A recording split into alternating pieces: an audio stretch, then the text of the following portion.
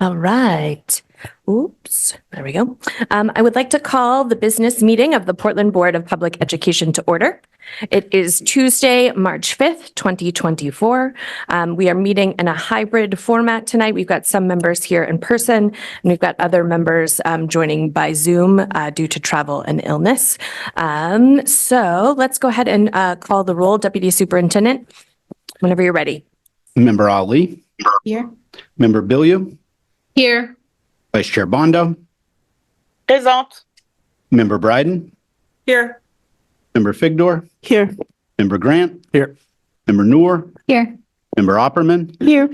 Student Representative Kintiba. Student Representative Knight. Student Representative McDonald. Here. Student Representative Rosado. Student Representative Muriwa. Student Representative Kunku. And Chair Lenz. Here. Thank you. And I just want to, Deputy Superintendent, could you just check Zoom that we don't have any folks on the participant side and move them over if we do? Thank you very much. So let's go ahead and we'll do the Pledge of Allegiance. Pledge of Allegiance to the flag of the United States of America, to the republic for which it stands, one nation, under God, indivisible, with liberty and justice for all. Portland Public Schools recognizes the original inhabitants of the land on which our city and schools stand.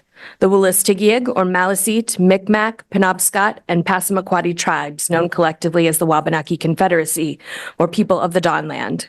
We are honored to have Wabanaki children among our students today, and as a district, we are committed to making the past, present, and future of Wabanaki peoples visible in our schools and classrooms. As a reminder of our mission tonight, the Portland Public Schools is responsible for ensuring a challenging, relevant, and joyful education that empowers every learner to make a difference in the world.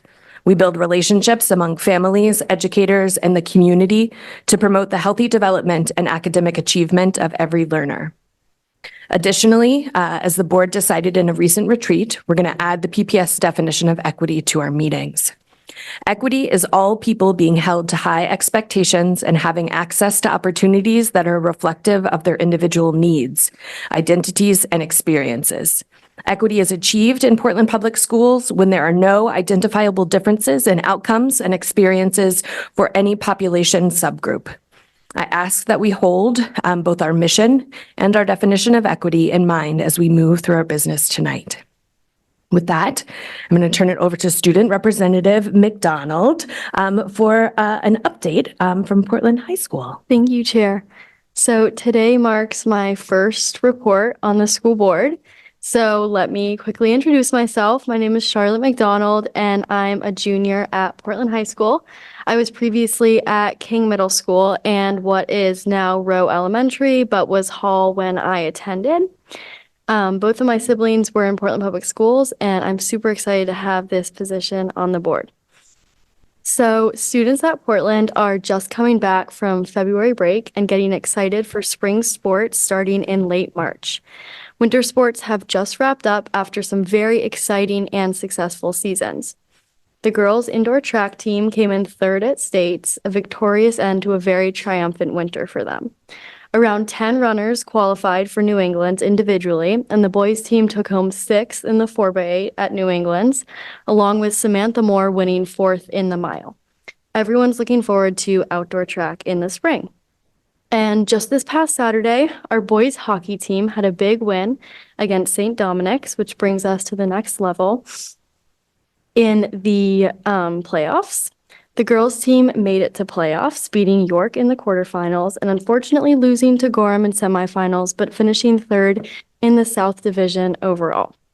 Big congratulations to Jane Flynn for being the highest scoring defenseman in the state and winning an all-state award for the second year in a row.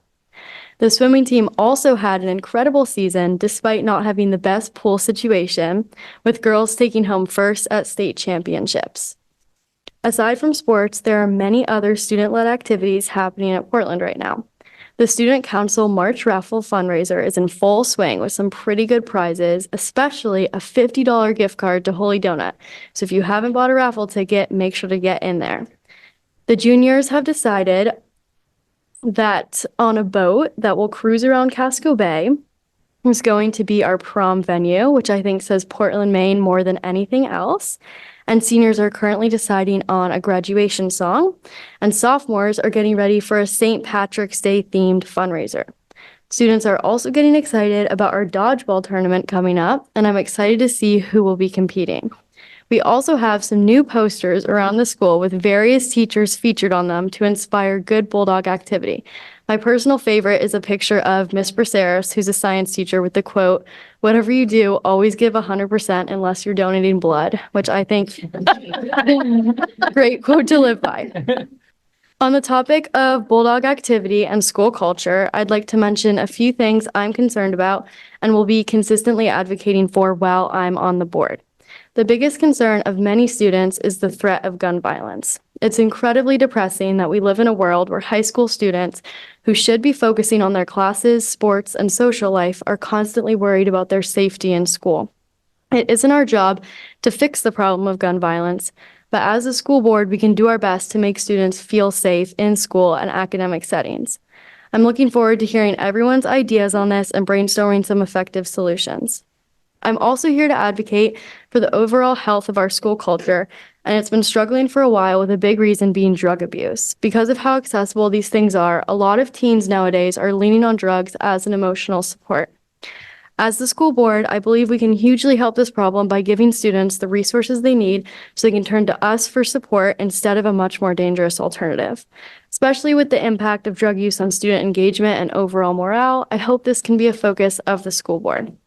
Finally, I'm here to ensure that the decisions made by the board are heavily considered in the perspective of how they will impact students.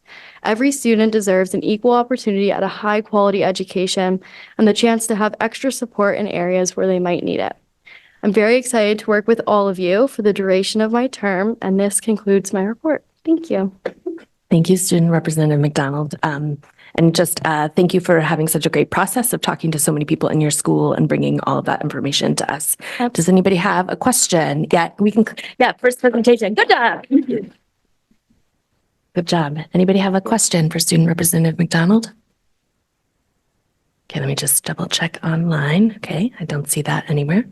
Okay, so I'm going to move on to my remarks. Thank you again. So first up, I just wanted to remind folks that Ramadan is going to begin on March 10th. Many across our community participate in this period of fasting and reflection. And starting at the next board meeting, you'll see us incorporating a longer break within our meeting so that board, staff, and community members can break their fast without missing the content or votes during the meeting. The district will also be sharing information with staff about how best to support our students during this time. Ramadan Mubarak to all those who observe. Also, a couple of reminders. I got the family survey today, and I think probably many of you did in your email as well. It took less than 10 minutes to fill out, and it talks about how you and the rest of your family feel connected to your school. So please take that family survey. And just a reminder that Rock Around the World is going to be great, and it's on Friday, April 7th, and you can buy tickets for that event on our website. Moving on from announcements, tonight our community will get its first look at the budget that Superintendent Scallon and his team have intentionally crafted. The process for this budget and the strategic plan it is built upon has spanned many months already. Hundreds of people across the district and community have given input on both of these important elements, and tonight we'll see how that feedback has been incorporated into the budget before us.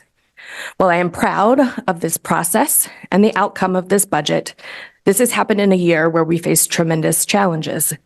As Superintendent Scallon will review in a bit, this year we face a big decrease in our revenue and an increase in our expenses. We also know that the needs of our students and staff are growing. These are circumstances that no one wants for a budget, especially when it's a budget to fund our schools. The district budget is also about 75% salaries and benefits. In other words, people. It's not lost on me that tonight we'll be talking about people's jobs and livelihoods. Even small cuts to our workforce impact our people and our district. And we are a district made of such wonderful people. Additionally, we'll be bringing forward a proposed tax increase that affects each one of us that lives in this city. But this is our reality. The budget that will come before you tonight does its best to take into consideration all of these factors while also centering our students. I ask that we do our best to hold all of these pieces as we navigate this process over the coming weeks. One other factor that has played an important role in the development of our strategic plan and budget is the organizational diagnostic report that was created by our consultant partners Attuned last fall. I'm sure many here in the room have read that report. Attuned works in districts across the country to help them pinpoint areas of strengths and challenges. A report like this is an incredibly helpful tool for districts like ours to help us really understand where we are in relation to where we want to be. It's almost like a mirror that we get to hold up to get a full picture of what is working and what is not. While the report captures a period of time in the district, the findings really line up with what we've been hearing from the community since last spring and even before. While the press today referenced the report being already outdated, we actually see this report as super relevant, incredibly helpful, and something we've already made progress against. This is a process that we participated in voluntarily so we could learn more about our challenges and get closer to good solutions. And this is a part of the board's commitment to transparency and sharing all of these findings with you. Over the coming years, you'll see us use this report in combination with our strategic plan and budgets to show progress within our district. So that is just a little bit of context about the budget and other important elements. And so now I'm going to turn it over to the superintendent for the budget presentation. Thank you, Chair. Good evening, board members. Good evening, community. Before we get going, I just want to do a quick recognition. As the sacred month of Ramadan starts next week, I extend my warmest congratulations to all of our Muslim students and their families, staff, board members, and our Muslim neighbors in Portland. Ramadan is a time of reflection, prayer, and self-discipline. Ramadan Mubarak. Wishing you a blessed Ramadan filled with peace and love. I'm going to pull up here. Just give me 1 second to pull up the slides. And also, just while you're doing that, one thing that people like to know is how many people are joining online via Zoom. We're up to about 78 people, and I think that number will grow a little bit, but just for transparency. Great. This evening, we're going to talk about the superintendent's proposed budget for FY25. I will be presenting a comprehensive budget that looks at all of our revenues and all of our expenses. But before I do that, I just want to talk about the human aspect of the budget and anything that's created. As Board Chair Lentz said, we are a district of people. We are a district that is great because of the people that we have on our staff, whether that is in central office, working in operations and driving a bus, or teaching in a classroom. And like any budget and any trade-off you have to make at your family level or with us at the district level, there are really difficult decisions that we make. And so I'm going to present to you a budget tonight where there are really difficult trade-offs that are being made. And so as we go through this, I want us to remember that there is no perfect solution, and the impact that this will have on individuals' lives, as well as the students in our class, and making sure that we are centering students and their outcomes. There we go. Our proposed budget centers students, invests in schools, and is aligned to our emerging strategic plan. As a quick summary of where we're at, the Portland Public Schools has developed an overall budget of $161 million. This centers students, invests in schools, and is aligned to our emerging strategic plan. Tonight will be the first time that the district has presented a comprehensive budget of all revenues and expenses, not just local. The budget includes strategic funding for increased mental health, reading support, special education, and school culture support at the school level. It supports increased rigor in the classroom and maintains funding for athletics, extracurriculars, and class sizes. The proposed budget would raise the school portion of property taxes by 6.85%, or 51 cents, For a median homeowner, this would result in an increase of $191.25 per year. The tax rate, as you will see tonight, the increase is significant, but it's also significantly below the 17.41% or $1.29 that would be necessary to replace all lost revenue and the increases that the district faces this coming year. We have a pretty extensive budget and are going to be here for a minute. And so there's 6 things that we're going to cover tonight. We're going to talk first about how did we get to the budget, and we'll talk about the listen and learn and the emerging strategic plan as that anchors our budget. Second, we will talk about the guiding principles and our budget process. Third, we will talk about where we are making strategic investments and prioritize funding that aligns to the strategic plan. Fourth, for context, we will talk about the unique challenges of this year and how we've addressed them. We'll talk about the overall budget and tax implications, and then we'll look at the calendar ahead.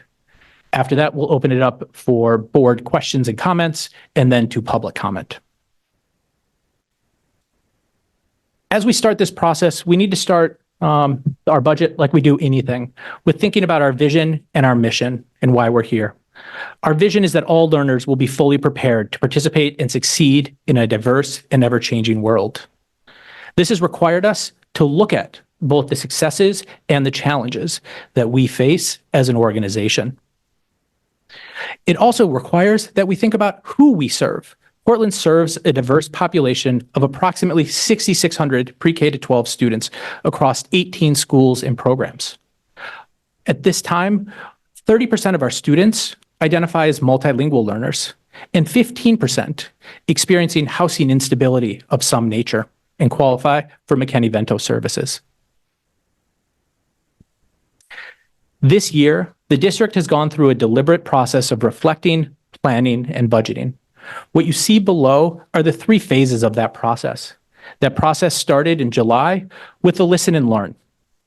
We then transitioned to the strategic planning process that is being led by a steering group of 16 community members. And tonight, we're talking about the budget and the launch of that process. During the listen and learn, we engaged over 1,000 members of the Portland community to understand our strengths and opportunities. Face-to-face, we had over 500 individuals and organizations join. This was a wide cross-section of the city that included targeted sessions with our multilingual families and unaccompanied youth, in partnership with the Portland Housing Authority, local religious institutions, schools, and central office departments. We also met with our partner organizations in this work, as we know that if we're going to achieve the outcomes we all desire for our students, it won't be the work of Portland Public Schools alone, but will require the collective effort of the city. We had a meeting in partnership with the Chamber of Commerce and the business community, and 2 meetings in partnership with the Foundation for Portland Public Schools and our nonprofit leaders. In addition, for families and community partners that could not participate face-to-face, we had a listen and learn survey that had over 925 responses. That survey included questions, even back in the fall, around budget prioritization, recognizing that this would be a challenging year and we would need to be collecting information throughout. To take all of this information and to make sure that we understood exactly what our strengths and our opportunities were, we partnered with an outside organization to complete an organizational diagnostic and guide our strategic planning process. Attuned Educational Partners was that organization.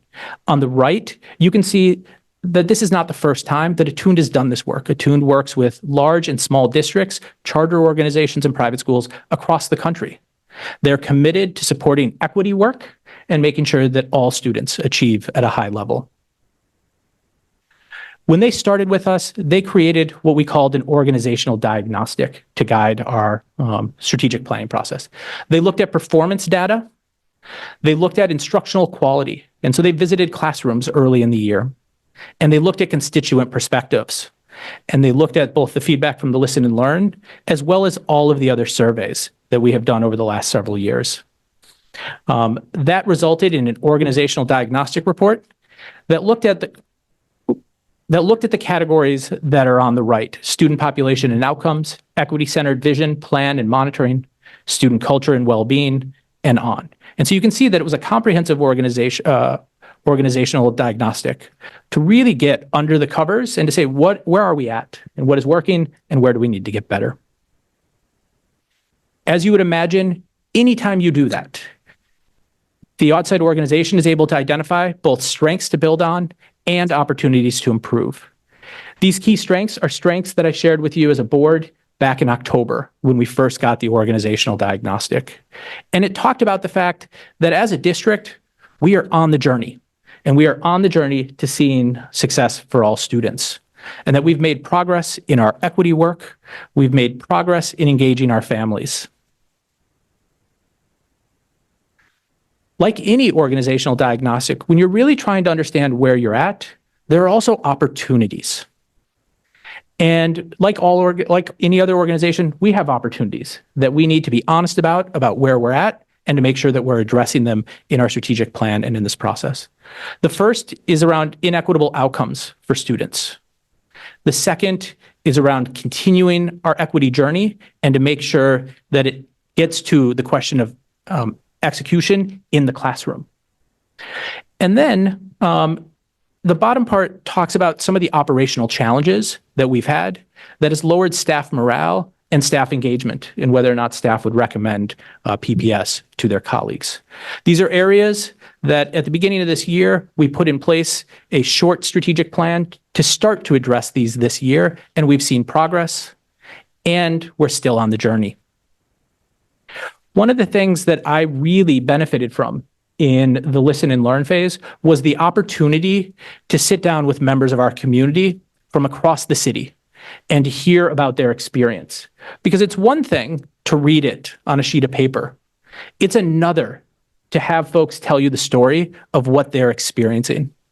And if there's one thing you will hear when you ask somebody about how it is in Portland Public Schools, you will hear both the great things and what they love about their school and their class and their classmates, and you will also hear about where we can get better. I was always impressed with the commitment that our community has to ensuring that all students have access to a great school. But one of the challenges of doing a listen and learn is that not everybody gets to hear the perspective firsthand from those students and from those families. And so what I'd like to do now is do a short video so that we can hear from our students about where we are and our families about where we can go. And so with that, I'm going to pull down my screen and we're going to share a short video.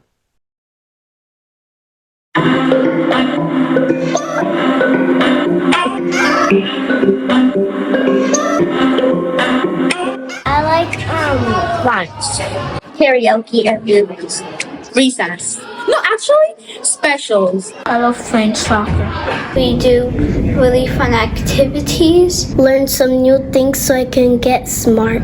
Math, because we're learning about a lot of stuff, and it's very helpful to know in the world because everything is math. Gardening and recycling, and we all get along and we're all very kind to each other.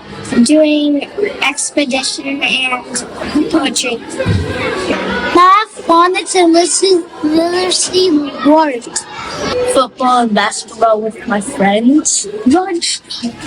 I like eating a lot. Wapanaki in winter. Our first one was Wapanaki in fall. The teachers are kind. The teachers teach us a lot of things and do a lot of fun activities. We always have so many good ideas, and all of them are heard, like no matter what. My phys ed classroom and also my health class. Everyone really wants to be nice and wants to be like helpful. The teachers are nice. We get good food and we learn new things every day. What I like about school is that we have crew. Like sports and like being friends with some of the kids in my class. The teachers, they're really nice and they're really helpful, supportive. There's a lot of natural light from many windows. I also really like the supportive system that we have around here coming from adults and also your peers. We can interact with teachers at any time and ask them for help, and they're really there to support us. I like the social activities that we have. The community and our diversity. In the Make It Happen room. The teaching system, I feel like it's very understandable, and I like the way that they teach. The activities we do, not only on the academic part, but also on sports. Really like the teachers in the community here. It's all very warming and very open. It's easy to find yourself and get comfortable with everything going on around the school. I would change the fact that there's less basketball. I want to see basketball maybe like in the middle of the day, at the end of the day, and at the beginning of the day. People be nice to each other, not today. Longer recess.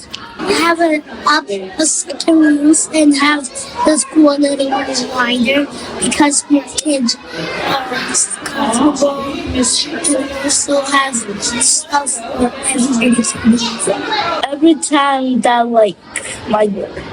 that somebody's talking to me, the teacher blames it on me when I make eye contact and stuff. Make the school bigger so there could be more kids. To enjoy the awesome experience. More people paying attention when we're supposed to be on top. Like more drawing in the activities because we do a lot of writing. People will say stuff that isn't so kind or that they don't really like, and then they'll just be like, oh, just kidding. So it's kind of like there's a lot of bullying. One thing that we could probably change is that people meet people that they like hanging out with, which is good. But then sometimes it's harder for other people to come hang out with them. Make the work fun. Like when the work is boring or hard, to explain it really clear, because some of the teachers, they don't really explain clear stuff. That would help a lot of kids. More of it will be physical activities instead of just writing and being in the classroom just writing and using your computer. It would be better if we go outside more and have more free time and less homework. How the classes are 90 minutes because it's a big jump from middle school, which was 45-minute long classes. I feel like it's a bit overwhelming. Possibly some renovations around the school. It's getting older and I feel like some renovations would be great. The school lunch, because I just feel like if it's not something good and something that looks nourishing, people are not going to eat it. The accessibility here, there's only one door out of a million, and I can only get out of one. People vape a lot in the bathroom. They should be more respectful. And they should follow the rules that the school gave us. Learning center, I believe that it should be optional instead of being mandatory. Like field trips, because that's something that I have never experienced in my sophomore or junior year. Probably some of the facilities, the locker room's a little outdated, it's a little old. The lunch should be better because it's always the same thing every day. Fixing the peeling paint on the walls. Add more diversity in the teaching area and just not putting kids from different countries in co-taught classes because they don't speak the language. The learning center, I think it should be optional because mostly not all of us have something to do during learning center. Kids don't get enough time to do their works after sports. They don't get enough time for having their own time to rest. My name's Annie Fenton. I am a parent of a kindergartner at Reiki. And what I love about Reiki is that it's a community school. It's teacher-led. Everybody walks there and everybody's friendly and it's really diverse. What I think that we really need, though, is more social workers to help bridge different groups and improve access to a bunch of different resources, specifically trauma-informed resources. My name is Alain Bakundukise, and this policy for too much, sometimes it doesn't work because parents are struggling to get their kids at school. Help us to change that policy, and that's the bus can take everyone who is in need. I'm Tara Jacquet, and I work for Northeast Hearing and Speech. I'm a speech pathologist there. We have been very excited that the Portland Public Schools has started some pre-K classrooms. Some challenges we see is that the teachers are in some of those classrooms are really, they're stretched thin, often coming with maybe not the right background and level of instruction that they need, especially for some of our learners who have special education needs. I have now two kids that graduated from Portland High School. The little one, he's now 13 years old. Portland schools are very, very important for newcomers' families. They're doing a very good job. They helping the families, the newcomers' families. They oriented them. They show the way the school system works here in the United States. What I think that the Portland schools is missing is after school program. We used to have is homework. I think all the schools should, I think it should be mandated. My name is Christian B. Seymour. I'm a community worker in Portland, Maine. My oldest one, we're going to graduate this year and getting some classes at Casco Bay. So we are really, really proud and see how the schools are giving them a chance to get integrated as quick as possible in the system. That said, it's like English for them become like a first, the mother tongue, I can say. Yeah, it gives us some fear, sometimes feel like losing our own languages. My kids go to East End Community School. East End Schools just such a warm place when you walk in. It seemed to really prioritize connecting with kids and families. I think one thing that the school and the district could work on is helping to create community among the families in the schools. They need support for the families to be able to continue those connections outside the classroom. My name is Lara Rosen. I am the parent of a third grader at Rowe Elementary. My kiddo feels a great sense of belonging, has friends who speak dozens of languages, have all kinds of learning differences and behavioral needs, and they all are part of his community, and he loves them. What I think Portland Public Schools could do better is just to make sure all those kids feel as great of a sense of belonging and have their needs met as much as my kid does.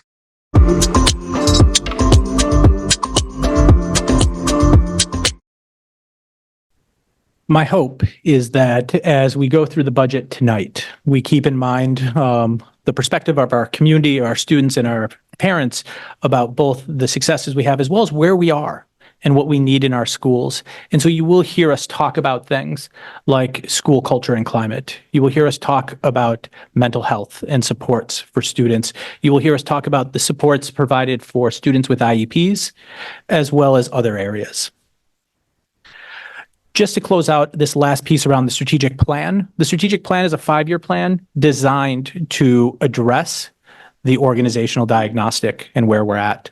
There's a strategic plan steering committee that consists of a cross-section of 16 community members that is now finalizing our strategic plan. As a board, we had an opportunity to do a sort of workshop on it at our last meeting. And you can see up there the 5 priorities of the strategic plan: equity, keeping equity at the center; achievement, and ensuring that all students graduate prepared and empowered. Third is making sure that we're focusing on the whole student and leveraging our community in that work. Fourth is making sure that we are a great place for people to work. And fifth, that our systems support academic achievement and do not get in the way. And so this work that's happened in the first bit of this year is really about building the base for our budget and making sure that our budget is aligned to the priorities and the initiatives that we need to tackle. And we know that it's a challenging year. And so we're going to share now the guiding principles that we used in our budget process. Recognizing that the budget is challenging, there were 5 guiding principles that we used to evaluate financial decisions. The first is making sure that we align the budget to the strategic plan, which is grounded in our equity mission. The second is every staff member has an impact on every staff member has an impact on students in our schools. We also wanted to make sure, though, that our budget cuts minimized the impact that they would have on students. And so in the last meeting, we talked about, and then Charlotte gave me a little bit of a hard time, which I appreciated, around cuts as far from students. But truly, it is about thinking about the student experience and making sure that we're centering that in our decisions. The third is that we need to identify opportunities for strategic investment and not just reductions. We need to review all expenses and not just those that are currently paid for by ESSER or COVID funds. And then fifth is we need to make sure that we're making progress in building a sustainable organizational structure that is able to sustain and drive the work of the district. Our budget timeline and process was designed to align with the strategic plan and gathering stakeholder input. You can see that this started with background building in July through February, and up on the screen where it's that plum color is where there was deliberate and intentional community engagement in it. Yeah, we in January and February was really focused on preparation and making sure that we were reviewing our funding estimates and establishing staffing and non-personnel formulas to guide our decisions.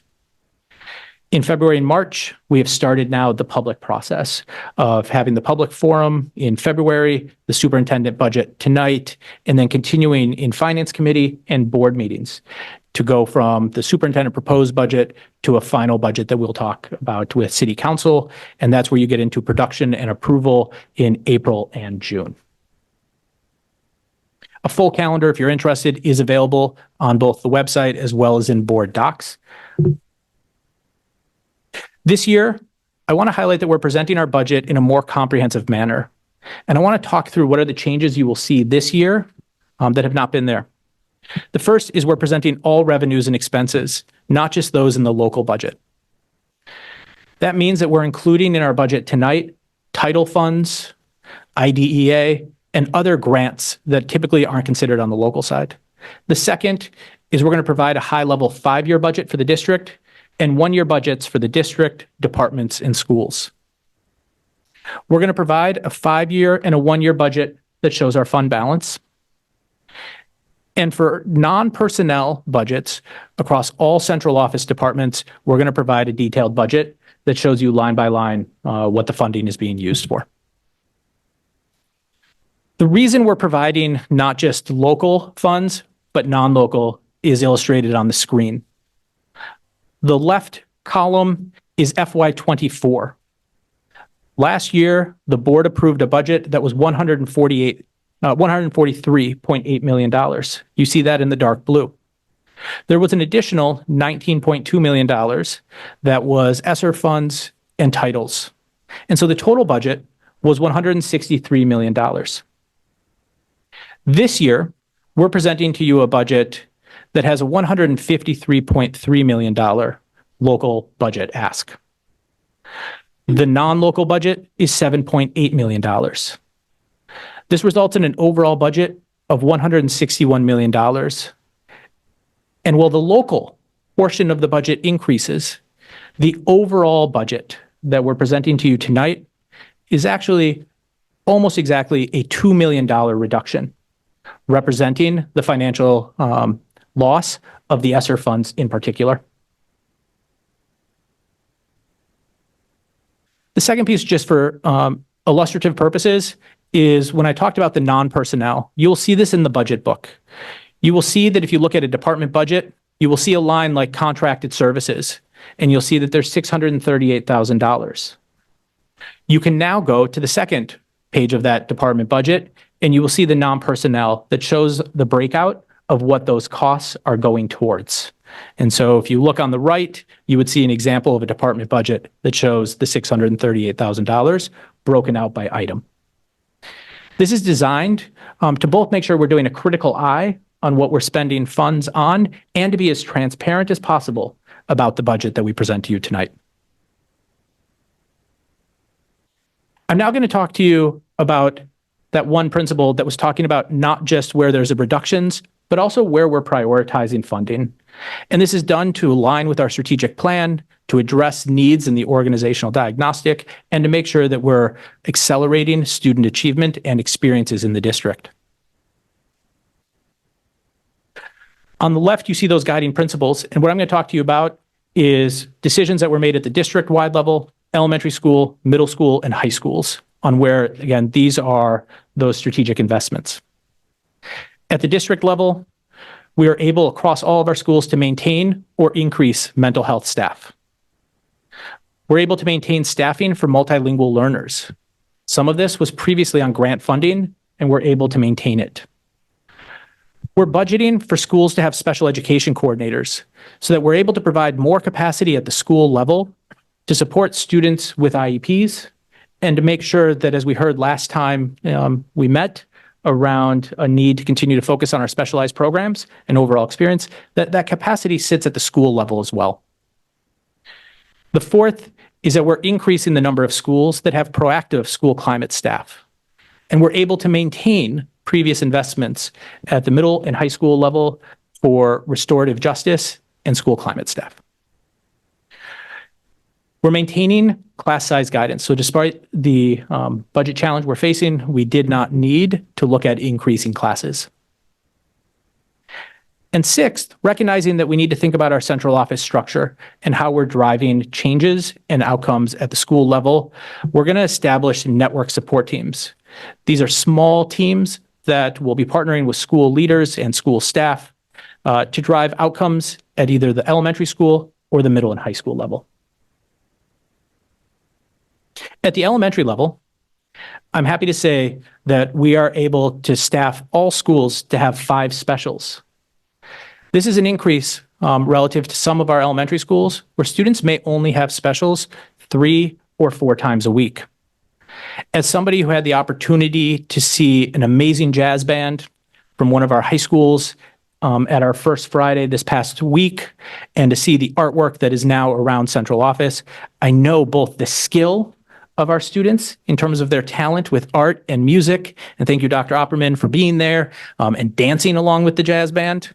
But it also highlighted that for some of our students, that's the only time they get that experience and the only time they get that exposure. And so making sure that students have that is essential.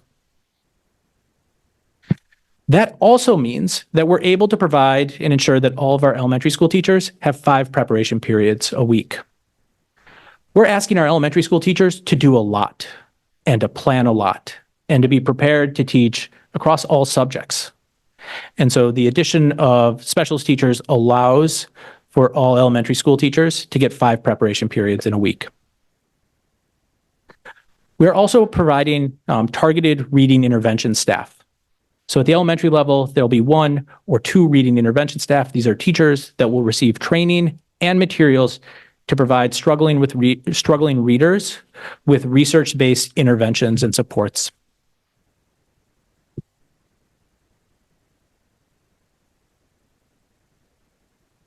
At the middle school level, we were able to maintain students having access to art, music, language, and STEM, and we were able to maintain the extracurricular funding so that students have experiences such as track, soccer, art, music, all of those pieces. We are increasing slightly the reading and math intervention staff at the middle school level. Originally, it was budgeted only for reading, and based on the request of our middle school principals, we split it to be both reading and math to be responsive to what they identified. I'm also happy, as you heard from families in the conversation, one of the things was about increasing rigor and increasing opportunity. And so it is an expectation, and we've had conversations, that we are able to offer algebra at each of the middle schools next year. That will be able to change the trajectory and the opportunity that students have before they leave high school in terms of their end math class. At the high school level, again, a lot of these were already covered in the district piece, but we're able to maintain funding for athletics and extracurriculars. We also had a conversation last meeting about the high school of the future. You saw also that we have some buildings that have some renovations and needs in the video. And so we were able to maintain funding for our high school of the future staff member and some external supports to make sure that we're prepared to be competitive in the application process at the state level. This isn't just about talking about the idea and the example of the funding decisions, but I do want to go into a little bit of depth on some of these to share with you the financial implications as well as how they align to our emerging strategic plan. The first is around the maintaining or increasing mental health and social work support in our schools. As you can see, this aligns with a priority in the strategic plan under the whole student and connected community, where one of the initiatives is to increase the capacity of schools to create and implement whole school systems, SEL curriculum, and relationships that promote a joyful, supportive, and safe school culture. We're proposing an overall budget in this area of around $5.5 million, which is a $750,000 increase for 8 additional staff. The second is that idea around providing the additional specials. There's a couple of pieces I just want to go slow on this for a minute to have the conversation. For schools where they already have 5 specials, the main change that they may see is that some of the staff in the schools will shift from a consulting model to being what I would call a drop-off special. I'm not a former elementary school teacher, so I'm sure my wife and others who were would correct me on what we call that, but I think of it as something where the teacher provides a prep period for one of their colleagues. This means, in fact, that we're not proposing to cut literacy or environmental literacy teachers. Instead, what we're going to offer is that principals and their school community have a conversation about what the right 5 specials are for their school. And then they'll work with Dr. Atkinson Dwina, who's our executive director for elementary schools, to work on a schedule that provides a wide variety of specials across the schools. And so there will be conversations at the elementary level about prioritizing at the individual school, environmental literacy, or foreign language, or something else, depending on that community. This aligns to 2 of our priorities that are in the strategic plan. First, under achievement, this is about supporting the use of high-quality instructional materials. The reason for that is we can't ask teachers to do the planning that is necessary to do the instruction at the level we're asking for with new materials if we don't provide time for them to engage in those materials. Second is we need to be a place where teachers are able to have a balance between the hard work that it is being a teacher and the rest of their day and their life. And so this is about giving them more time in the day to plan so that they're not going home and doing it after dinner and before the day. And so this aligns to our people priority: refine and implement a shared vision for a strong and inclusive staff culture where staff are valued, affirmed, effective, and supported. Again, because for the most part, this is a shift in how staffing is used and not a cut, it's a small increase of approximately $400,000 for 4 teachers to support this. The third is around maintaining the staffing that we have for our multilingual learners. This aligns to our equity priority around expanding and strengthening programs that accelerate outcomes for and develop multilingual learners, and aligns to achievement and the initiative around developing the capacity of schools to provide more effective instruction to multilingual learners. The budgeted cost for this in FY25 is just over $7 million. It is approximately a $280,000 increase, not because of increased staff, but just because of the increase of salaries and benefits this coming year. The fourth is around reading intervention for struggling readers. We know that if we provide students with access to research-based intervention at an early stage, we can help get them back on track with their reading development and prevent future challenges that they may have. We have some interventions that happen at schools now, but they're inconsistent about who has access and the number of students they can serve in any given school. We need to make sure that we're providing staff not just with the time to provide intervention, but also the training and the materials to do it at a high level and an effective level. We're proposing to add to each of our elementary schools between 1 and 2 staff, depending on the size of the school. And as I shared before, at the middle school level, it is a split between a math and a reading teacher. The total cost of this is around $1.9 million for staff. We're budgeting $100,000 for training and another $50,000 for materials. This is offset by a reduction in general education ed techs that we're budgeting and the move from 2 instructional coaches at the elementary level to 1 per building. The next is around special education coordinators. This is about making sure that we have capacity at the school level to support students with IEPs. We have schools that have specialized programs. They also need support that is on the ground level on a day-to-day basis to work through any challenges that may come up. We also hear from principals about the amount of time that goes in to sitting on IEP meetings and serving as the LEA. This provides additional capacity at each school for an individual who can do that work. This aligns to our priority around achievement, and the initiative developed the capacity of schools to provide more effective instruction to students with disabilities across the continuum of services. Again, this actually happens to work out to about a $1.9 million budget. It is about $600,000 in additional funding. The reason it's not a full $1.9 million is that much of this is staffed currently at the central office, and we are proposing to move some of that staffing to the school level. We've had great success in many of our contexts with proactive school climate staff. I had the opportunity to visit with staff at East End who talked glowingly about their SEL staff member and the work that he's doing to proactively support students and to keep problems small before they become big. We're proposing tonight that we add 3 additional proactive school climate staff to work at the elementary schools that are most in need of this support. The overall cost for proactive school climate staff is $1.6 million, and the increase this coming year in FY25 would just be for the additional staff, so $340,000. Oftentimes, when districts are faced with challenging budgets, one of the first things that is up is extracurriculars and sports. I also know as a high school student, I loved playing sports. And it was something that I think back on fondly. Charlotte this evening spoke about some of the successes that our students have on the field, on the court, and we want to continue to invest in that and have students have those opportunities.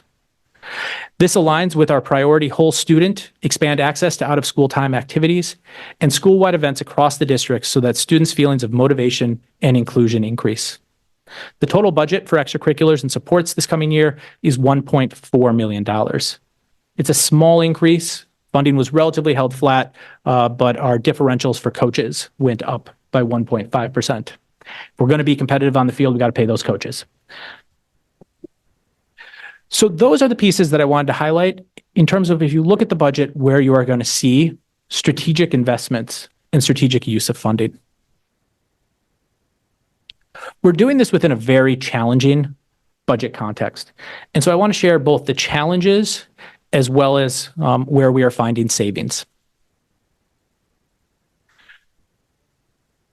This slide shows you the main challenges that we face in terms of both decreasing revenues and increasing expenses. On the left, you see the decreasing revenues that we face as we move from FY24 to FY25. On the right, you see the increasing expenses. Let me talk first about the left. As has been talked about a bunch, we have approximately a $9.4 million loss in COVID funds. We used $3.6 million of our fund balance this year, and state funding is relatively flat. Overall, that's a loss of revenue of $12.7 million.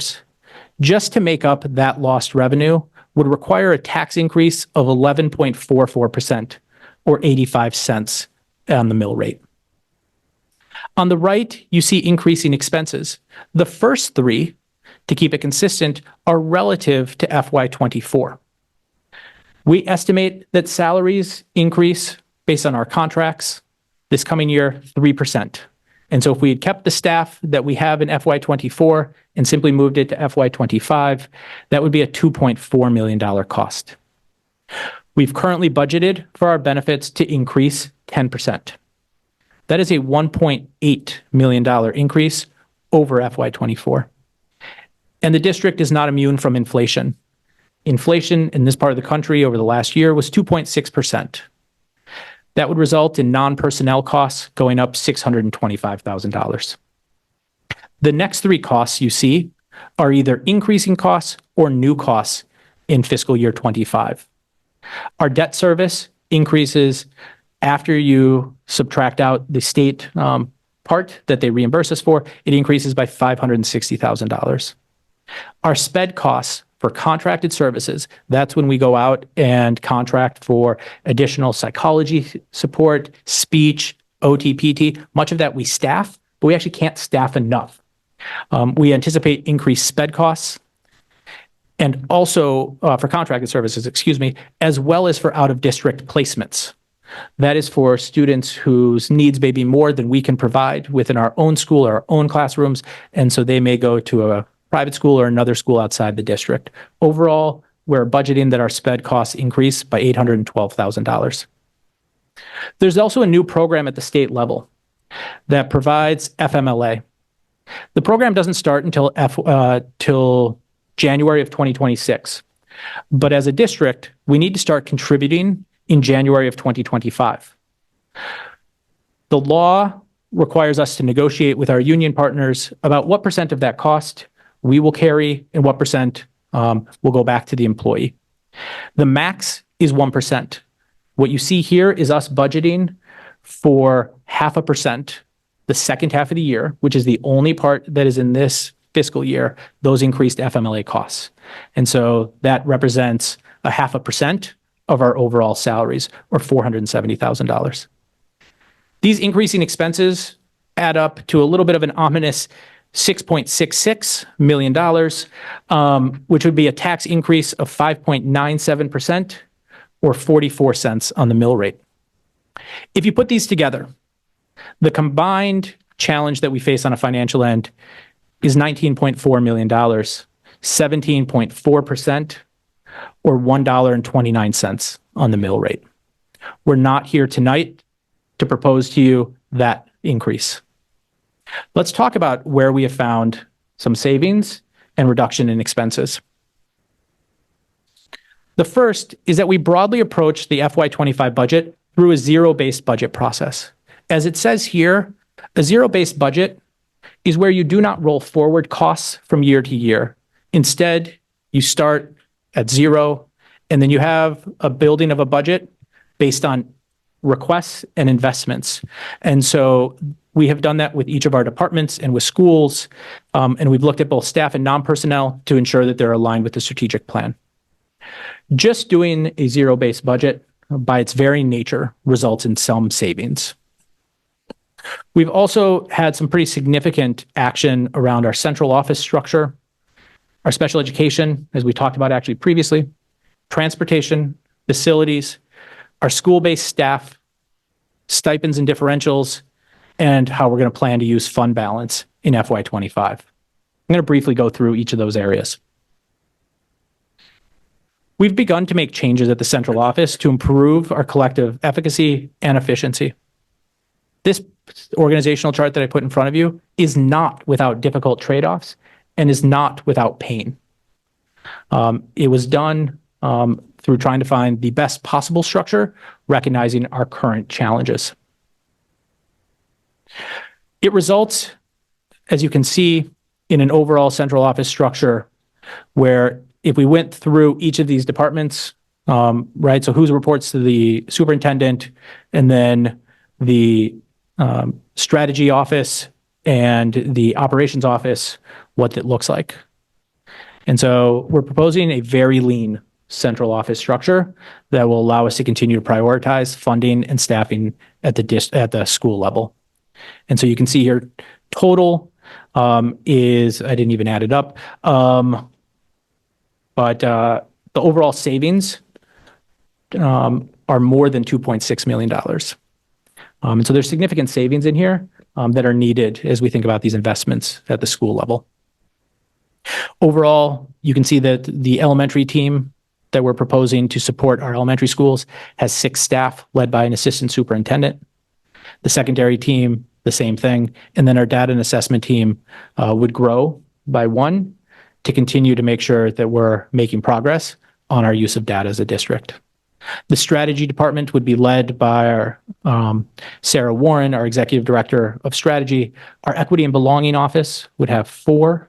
Our family and community, a significant investment that's aligned to our equity mission and supporting our multilingual learners, has 25.3 staff. Student support, that is our special education, would have 10, and our pre-K has 3.5. And then the sort of like operational pieces, finance remains the same. Human resources, there's a small reduction. Transportation, we're going to talk about in a minute, where there's an investment pretty strategically. Facilities, food service, and IT, you can see there. Let's talk first about now the special education structure. So we're proposing that this coming year, we adjust how we treat and support students with IEPs. This would be a reduction of our central office team from a current team of 21 to 10. It would have 2 members, one for the elementary school and one for the secondary schools, that would sit on those network teams.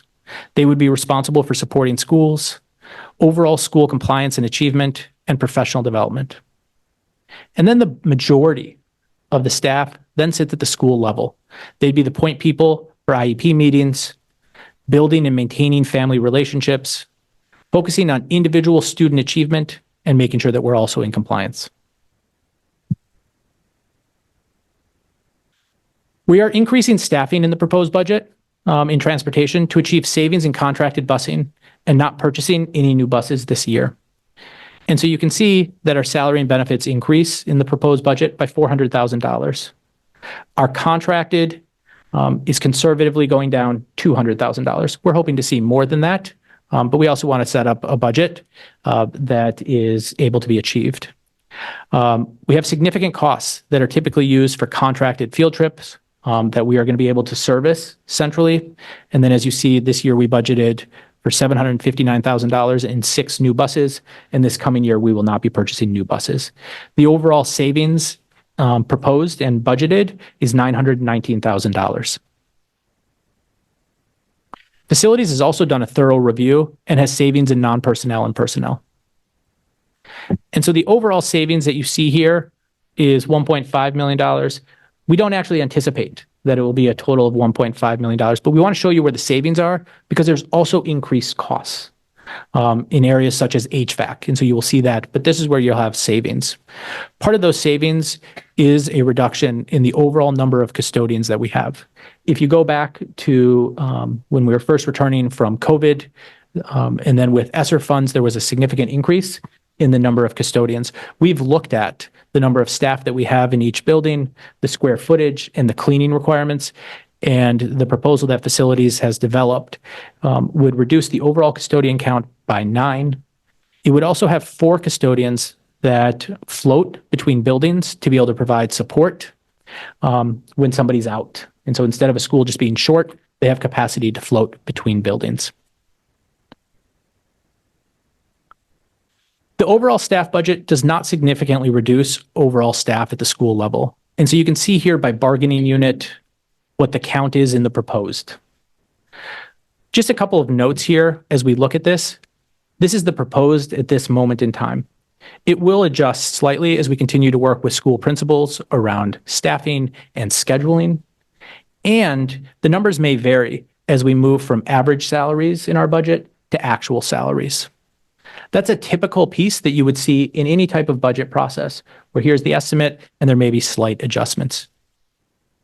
Well, the overall EdTech number goes down by 10. There is a larger reduction in general education EdTechs, and it's masked a little bit by staffing at the special education level. This is done deliberately as it is essential that we make sure that our students with most need have support. They're providing it in their classroom. And while I show this, there's also really, the part of it's trade-offs, and part of it's about prioritizing with any budget. and there's difficult decisions. And so I don't want to present this and have you walk away thinking that there's no changes in staffing. So on the next slide, I'm going to walk you through some of those changes. I will also tell you that I spent time this past, or what was it, yesterday actually, at Rowe Elementary, participating in Read Across America. That was organized by our community partnership leaders, a position that unfortunately in this proposed budget, we would be reducing. This fall, I also had the opportunity to participate in Doctor for a Day, a program that is organized by our extended learning opportunity coordinators. And so I present this budget not with the idea that these are great and not helpful, but really the challenging trade-offs that we are making. And so you see that at the middle school level, there's a slight reduction in secretaries. At the high school level, it's moving from 4 to 3. You see the proposed reduction in community partnership and homeschool liaison. Homeschool liaison is a new position that's grant funded this year that's been hard to staff and hasn't sort of taken legs as we sort of anticipated. You see what we talked about earlier about elementary schools moving from 2 instructional coaches to 1. And then overall, the budget does reduce by a small amount the number of core classroom teachers at the middle and high school level. In total, the current budget is for a reduction of 11 teachers across the middle schools and high schools total. Teacher leadership is also essential, and so we are reviewing the total amount of stipends with our union partners. I just want to talk very quickly about stipends and differentials, as there are savings that are proposed. Stipends and differentials are paid to staff who do things such as coaching, leading a club, or taking on leadership roles at the school and or district level. These funds are generally used to compensate staff for the additional time that is required for the role, but it is also recognition of the contribution that they are making at the school and district level. The budgeted reductions that are proposed come from reviewing stipends when staff also have released instructional time. And so are there opportunities to think about where we can provide released instructional time in trade-off? The second is reviewing the proposal to lower the overall allocation for each leadership role. For example, there are some stipends that are $9,000, and a question about in this difficult budget situation, whether we can reduce those to $4,500. We're also reviewing stipends that are no longer needed based on changes in our organizational structure or the staffing that are at the school level.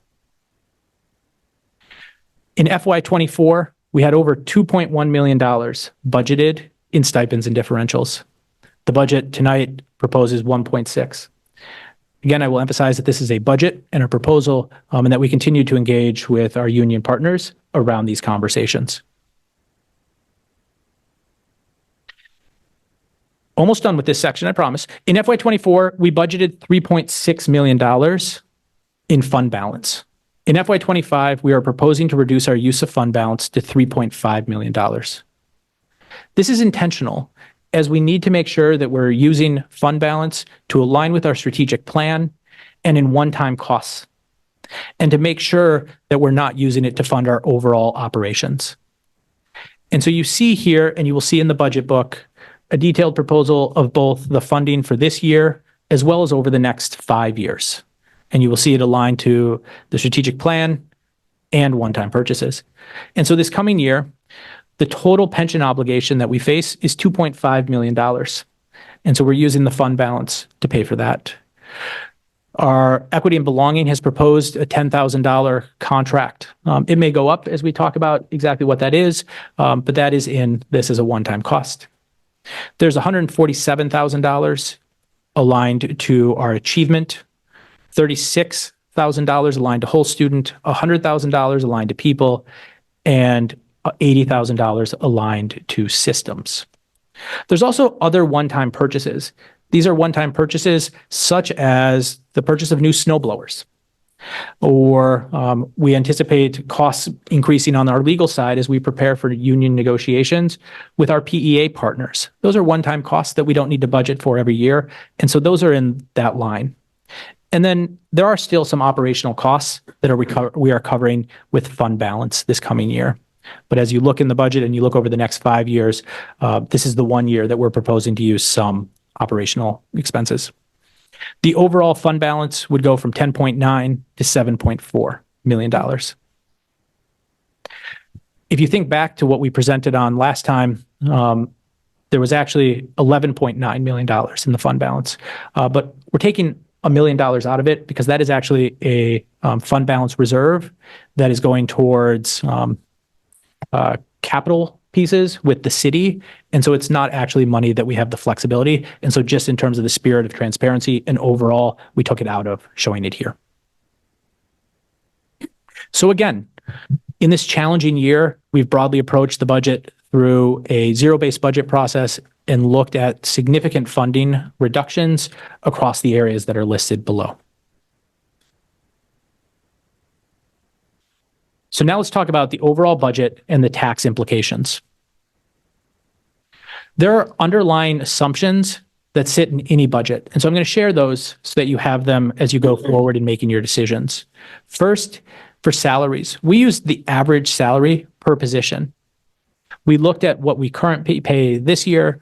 We looked at what contracted raises would be for next year and budgeted for that. And so it meant that we didn't budget each individual teacher at an exact amount, but we looked at the average. And the average teacher, as this example, was $71,000. It's possible that as we go through staffing, it may work out to be a little bit higher, and we need to think about where we can find some savings. It may work out to where it's a little bit lower, where we may have some additional flexibility. For salary increases, for our represented staff, our members of unions, we looked at what their contract was currently negotiated for and agreed to, and we used those. In cases where there has not been an agreement yet, we set it at 0 for now. Again, that's done to really give deliberate sort of like visibility and transparency into where we're at. And for our non-represented staff, which is oftentimes folks at the central office and in some other small number of school-based positions, we use the average of our represented staff increases as a way to think about how do we make sure that they're compensated and see increases in a comparable way. It's worth noting that we do have a compensation study that is ongoing right now that we anticipate finishing in time for this final budget. And so we will be using that as we think about actual salaries for this coming year. We did hold an assumed increase of 10% in our health benefits. We will not know our complete health benefit increase until very late in this budget process and maybe right before it gets to the city. And so at this point, we have held that. It feels pretty conservative, but some places are hearing of more than double-digit increases. And so just trying to be sensitive to that. For staffing counts, we started with staffing formulas, but we're small enough that we can have conversations at the school and department level on exactly what the staffing is for each. And so we continue to review and adjust those. And I anticipate that over the next month, as you deliberate and engage in this budget process, and as we continue to have conversations at the school level, that we will see some small adjustments that happen around our staff counts.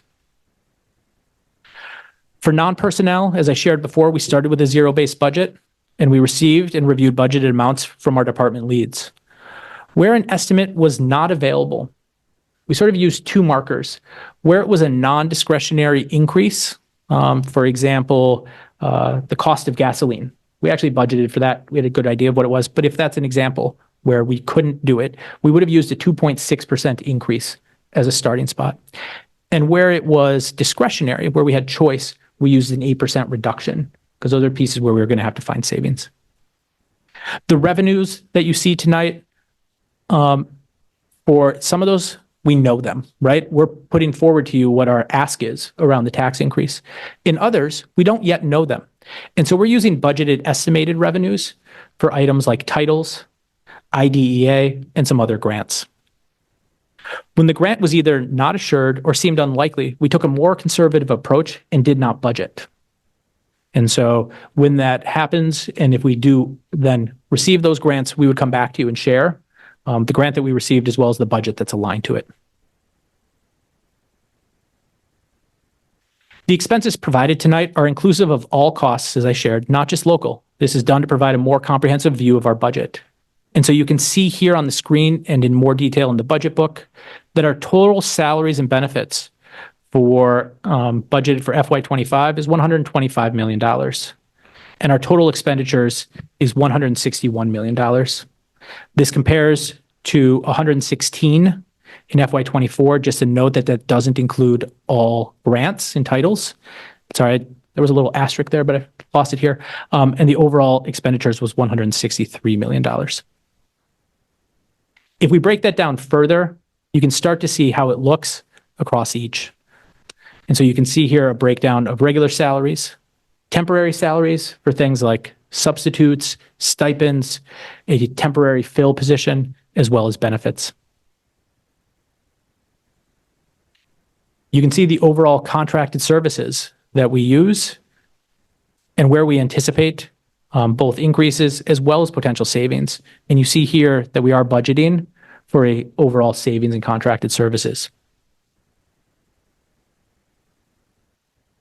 Supplies, you can see that when you look at FY25 relative to FY23, it looks pretty in line. FY24 has some increases from the grants and from ESSER caught in there.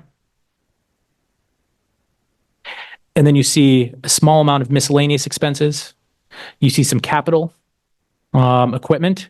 That's part of what is on the fund balance. And then you see the overall debt service. As I shared, the 622 that you see there is absent the reduction or absent the subtraction of some of the state reimbursement.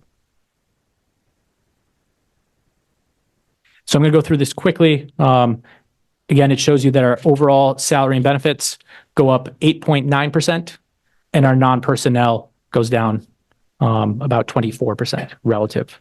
And so again, similar to what we've talked about, it is committing to staffing our schools and our central office and less money around non-salary.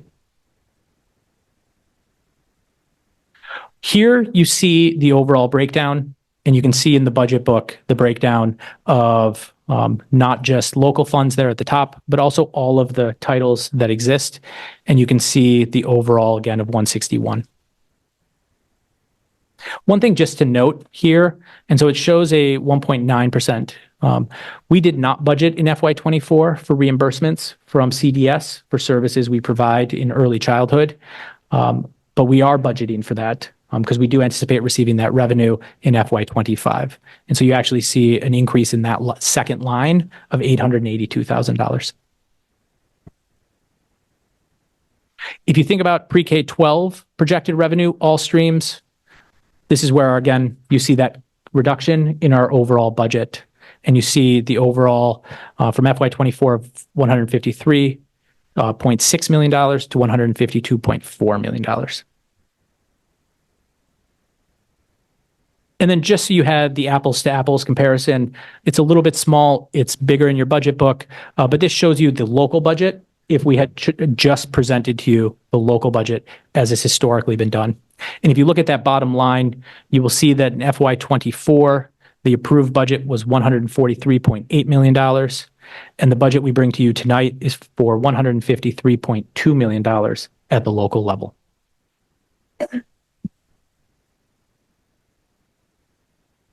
That overall local budget would result in a tax increase of 51 cents or 6.85% on a property valuation of $15 billion. The table that you see on there is our property tax history and shows the increases that have happened each year, both the tax levy, the school tax portion of our local property tax, and then the representative percent increase from year to year. It's worth noting that our property tax levy goes towards both pre-K to 12 as well as adult education. And so we're showing you there the budgeted breakout of $117.3 million for pre-K to 12 and $2 million for adult education. Using a median homeowner with a house value of $375,000, this tax increase would result in a $191 increase per year in property tax, or just under $16 per month. Well, this is hard. just want to bring it back to where we started, which is around what we'd faced when our schools and our departments started to wrestle with this budget and the overall, and how we were able to get it down to 6.85. We also know that this can be challenging for some of our residents and our neighbors. And so I'm sharing here two of the programs that the city has to support property owners with local property taxes. This includes the P-STEP program to support some of our senior citizens, and then the Maine Homestead Exemption Program. More information, and I would encourage folks to visit it, is available on the city website, and it's listed there. We also have information on our district website.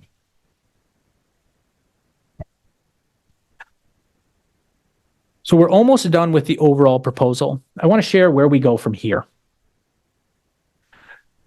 Our budget timeline, again, is intended to get feedback along the way. And so you see the abridged calendar here that has the next Finance Committee on March 11th, the school board public hearings on April 2nd, the vote on April 9th, and then it going to the City Council for a vote on May 20th and the public referendum on June 11th. I'm proud of the fact that as a body, we seek out public comment. And so I've included there an asterisk to indicate every meeting where public comment time is provided. And so there's opportunity to engage in the budget and to provide input as we go through this. And so again, I want to take us back to where we started. We started by thinking about our strategic plan and the needs of our students and our staff and our families. And we're proposing a budget tonight that centers students, invests in schools, and is aligned to our emerging strategic plan. It's overall $161 million. It has strategic funding for increased mental health, reading support, special education, and school culture services. It would raise the overall property taxes by 6.85%. For a median homeowner, this would mean $191. And this number is significantly below the revenue and expense challenges that we faced. And so a credit to everybody in our school staff and in our central office staff who've been engaged in this process, including and led by our executive director of finance, who's sitting here. And so if there's tough questions about the budget as we go into it, she's up here to help answer those. And so just a thank you to Helene in the preparation for this. With that, I will stop and I will pull down my screen and open it up to board questions and comments. I think it, Ryan, might be helpful to do public comment first so that the board can hear those and then ask questions in response to that. So at this time, I'm going to open up public comment. If you would like to give public comment here in the room, you can do so by coming up to the podium. And if you are on Zoom and would like to give public comment, you can raise your Zoom hand.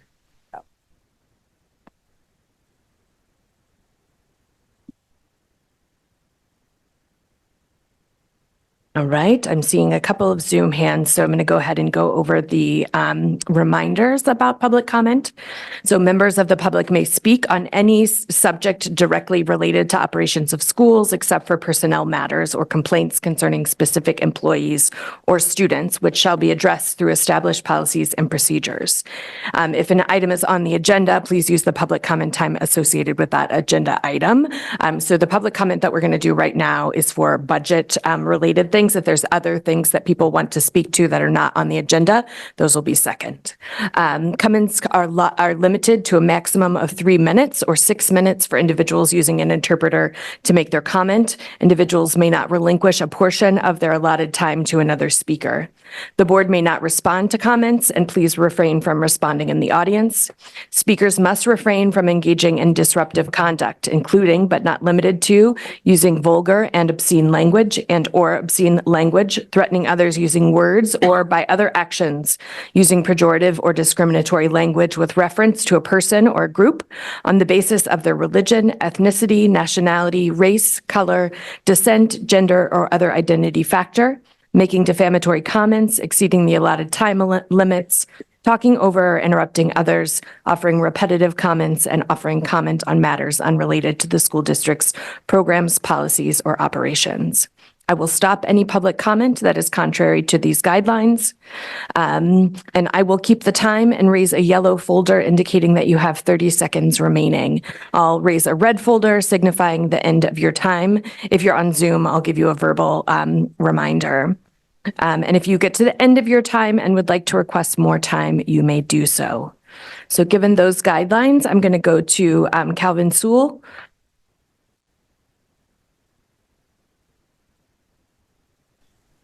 Go ahead, Calvin. Yep.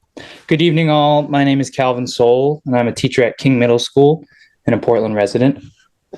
I'm speaking today on behalf of my colleagues because decreasing the school budget and cutting staff from our classroom negatively impacts our youth and hinders our ability to achieve the Portland Promise and our strategic plan. For those who are unfamiliar, the strategic plan aims to elevate student achievement to high levels, prioritize literacy rate growth, eliminate opportunity gaps, and help students feel valued, connected, and nourished in our schools. As an educator, I pursue our promise and mission in a variety of ways, all of which are helped by smaller classroom sizes. In the social studies classroom, I try to connect meaningfully with all of my learners, and I encourage them to think critically about real-world problems with real-world implications. These topics are intended to engage our learners in authentic discussions, to challenge our students with grade level or higher reading texts and writing assignments, modified and translated into multiple languages when necessary, and to build our language learners' academic and cultural background language. These efforts occur all while we help our youth understand their behaviors and how to function in harmony with their peers. When our classroom sizes are smaller, educators have a greater ability to connect with students and foster a sense of lifelong learning that will lead our youth to become thoughtful, compassionate community members and future taxpayers. Simply put, to ensure a safer, more just, more equal tomorrow, to foster deeper thinking, and to grow our literacy rates, to accommodate and challenge all of our learners, we need more educators, not less. Many have pointed to an outside education report to suggest that Portland Public Schools is not succeeding. And while it is true that we have many challenges within the district, both unique to our district and connected to broader, more global challenges, we do have a strategic plan, and I will insist that a smaller student-to-teacher ratio is indispensable to ensuring student growth and district success. In addition, we have been told within our buildings that cuts will look different in each building, and in some outlined plans, staff reductions could impact the structures of team collaboration, reducing the number of teachers teaching core subjects like English, social studies, math, and science. And while the classes would remain on the schedule, these cuts will reduce the quantity and quality of instruction, which would hinder students meeting standards and becoming well-informed citizens. From the social studies perspective, I worry about how this might impact district efforts to meaningfully teach curriculum like Africana and Wabanaki studies, which is now state mandated. So to conclude, increased tax rates are a necessary investment in our future. So please consider not where we are today, but where we could be tomorrow. Thank you. Thank you, Calvin. Anybody in the room want to give comment? Yeah, come on up, Carrie. And then we'll move to Damon online. Can you hear me? Hi. Carrie Dowdy, Portland Education Association. I'm also a Portland resident, 27 Fleetwood Street. Thanks. With an understanding that tonight is the beginning, the first read of the proposed budget, and while the Portland Education Association has already started planning budget-related advocacy moving forward, back in the corner, most specifically at this moment, in regard to the reduction of 10 ed-tech positions and the cutting of teaching positions in the middle schools and the high schools, I would like to commend the superintendent in this current iteration of the school board for proposing a budget tonight that indicates that you are listening to students, parents, community members, and for my purposes here at the mic tonight, listening to educator voices. And before I go on, words are funny. Sometimes I feel like educator indicates only those that are teaching in classrooms, but when I use the term, I'm talking about anyone who spends the bulk of their day as an employee of the Portland Public Schools working directly with students. Listening to educator voices, represented, okay, I'm sorry, in our advocacy and in our collective day-to-day measurable actions and interactions to preserve as many essential positions, those positions working directly with students as possible. It's been a stressful couple of months leading up to tonight. I'm very glad we are actually on the other side of the presentation at this point. Now we begin. Thank you. Thank you, Carrie. Damon Yakovlev? Good evening. Thanks for that comprehensive presentation. I really appreciate the sort of laying out of everything that went into the budget. I'm a resident of Portland, live on Bolton Street, parent of a second grader at Rowe Elementary and a 3-year-old who will hopefully be heading to Portland Public Schools very soon. And I think that it's definitely not without some pain to see that, you know, there's some positions being cut, but I do appreciate the tendency for that to for the focus on student on an approach that centers the students. And I also really appreciate the incorporation of some of the measures that blunt some of the pain from property tax increases, which are a regressive tax, and it is really unfortunate that we're so reliant on them, but sometimes we have to choose the least bad options in public policy, and that's what we're stuck with until we have some reforms at the state level that allow us to have some more progressive local option taxes and even more state support than we get now. So with the situation as it is, the facts on the ground, I think this is a good approach. So I support this budget. I think that it's especially worth looking at though increasing the property tax fairness credit and advocating for that with the city council. So there's the P-STEP program, but that's only for people who are 62 and over. And I think that should be expanded to people of all ages who would otherwise qualify for the property tax fairness credit, the state credit. So I hope we'll all advocate for that as we move forward and advocate for this budget with the council and with other members of the community. And I'll say I really appreciate all the time that went into this and the explanations, and look forward to following it through the rest of the way through the process. So thank you very much. Thank you, Damon. Come on up.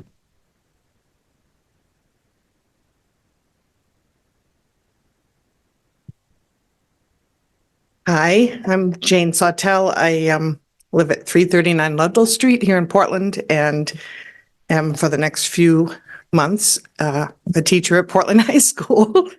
I really appreciate this budget. I appreciate the fact that we're trying to keep students at the center of everything we do. Just moving forward, in, you know, thinking about transparency and as I always advocate for everyone, as Carrie was saying, every educator in the system to spend time with students. I saw the new restructuring of central office. You know, obviously it's something that I don't fully understand, but my biggest question is, what is the difference then in staffing? Because I don't know what the current structure is. So in all the other graphs, it was like, you know, plus 9 teachers or adding another special at the elementary level, which as a former elementary specialist, I really appreciate. But I'd like to see what the actual difference is in staffing and costs. Thanks. Thank you, Jane. Is there anyone else in the room or online that would like to give public comment? Yeah, come on up. Thank you so much for your time again. My name is Brittany Peets, and I live at Edward Street, and I have a child in kindergarten at Rowe. I haven't had a lot of time to put my thoughts together, but I really appreciate this creative, thoughtful, strategic approach to the budget, as well as the transparency around the sources of all the funding and what changes it will make now and in the future for the public schools. I just want to stress again that I believe that investment in our public schools is one of the best investments that we can make in our community. And I'm really happy to see the focus on mental health, school culture, special ed, and reading and math. I'd like to see an increased focus on multilingual education, as well as the middle school and high school staff numbers. I really thank you for your time, and I look forward to seeing how this progresses. Thank you. Thank you. Would anyone else like to speak? Yeah, come on up. Hi, everyone. Thank you so much for the presentation this evening. Very informative, very straightforward, very creative. Would you My mind name's Anna introducing Cohen. yourself Sorry. and your Anna address? Cohen, Yeah. 19 Anson Road. I have a second grader at Rowe, and I just registered a kindergartner for next fall as well.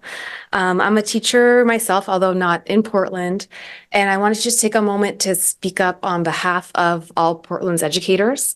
And while I do appreciate that the plans you put forth tonight are, for the most part, very supportive of them and their efforts, I'm concerned about the proposed cuts, and I would encourage you to do what you can to creatively perhaps modify them as you go forward in your process.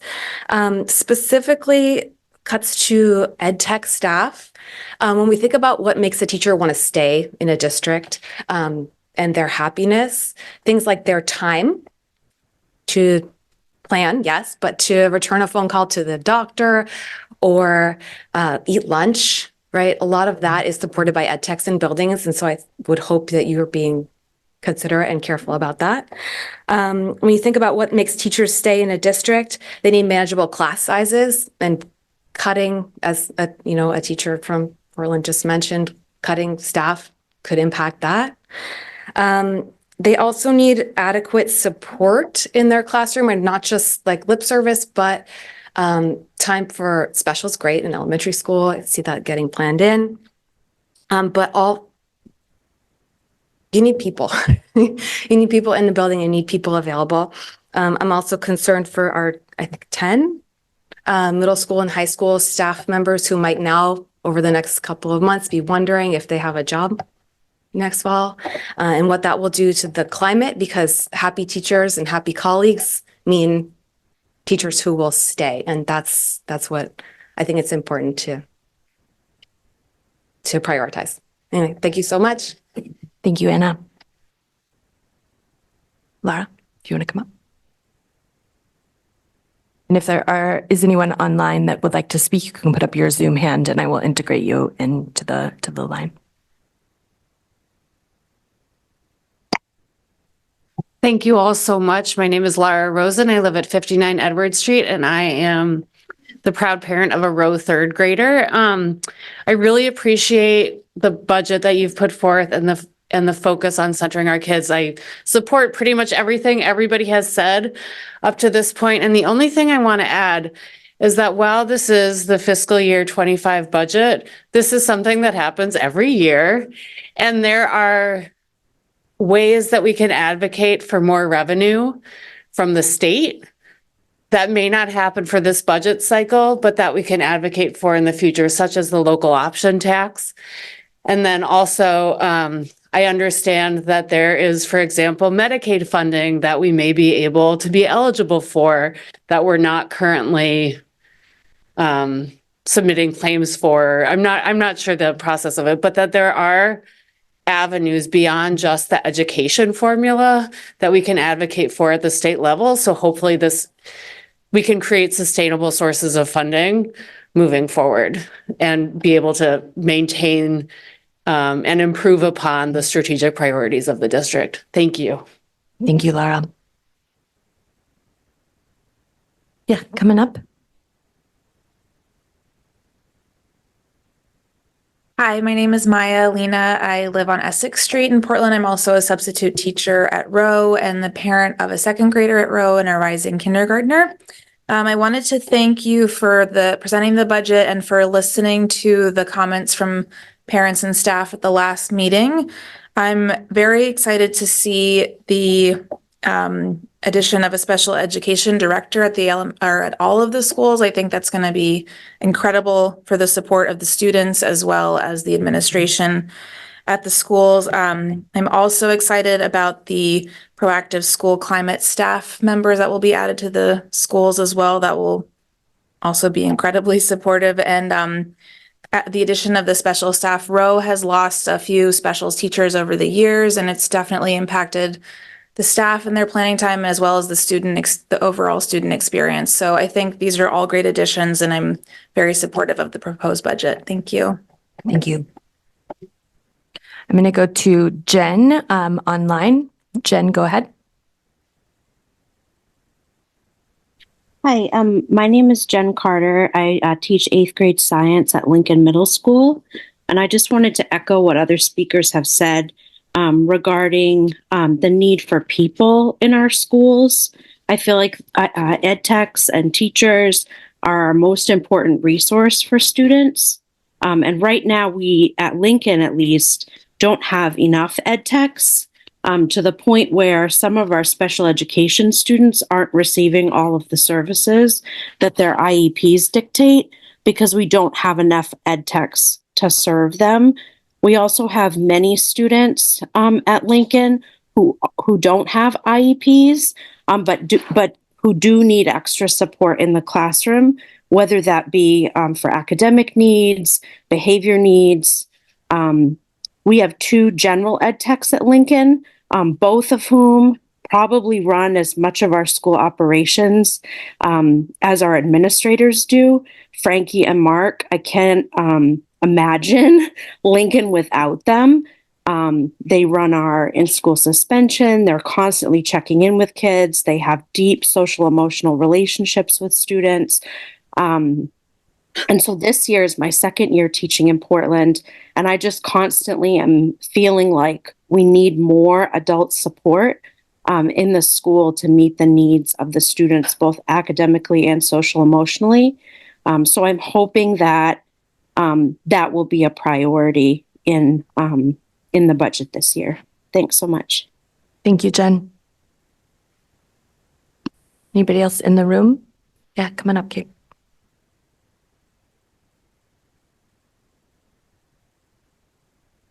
Good evening. My name is Kate O'Brien. I live on Woodford Street. I'm parent of a Deering High School student, a Lincoln Middle School student. Thank you so much for all the thoughtfulness and all the many hours that went into the budget and the presentation this evening.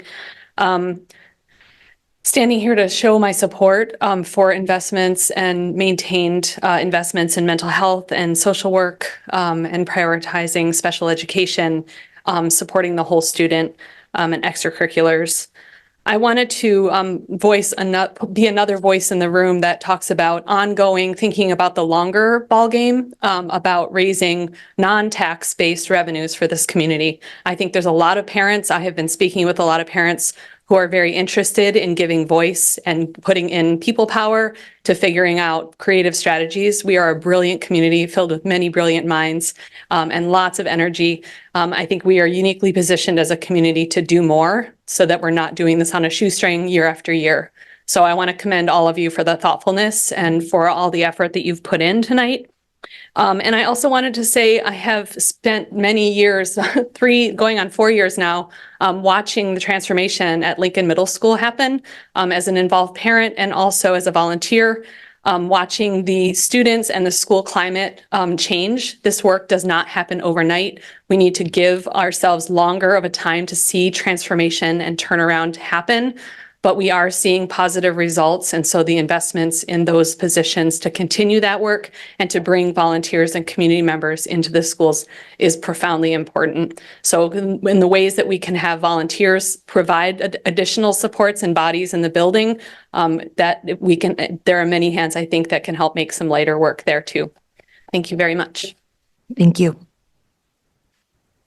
Is there anyone else that would like to give comment either here in the room or online? Christina, go ahead.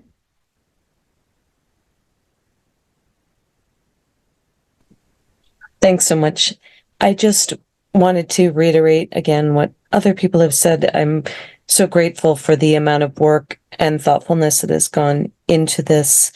process and also starting with the zero-based budget process. I know that is quite an undertaking, but I think it's critical to where we are in this process to be able to speak to the community at large as well.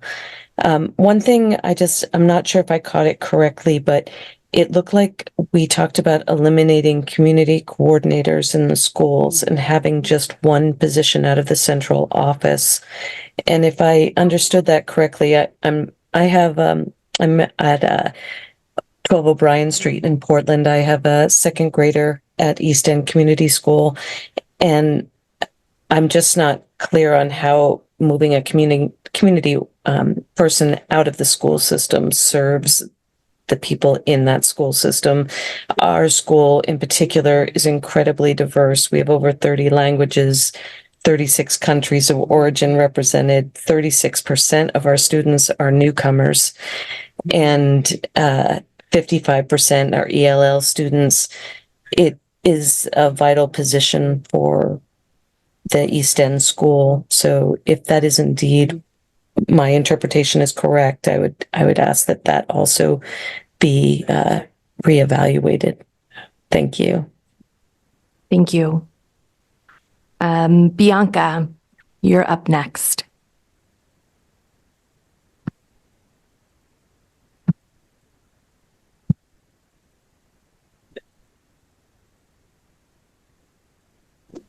Sorry about that. I had the mute button on. No, that's okay. Hello.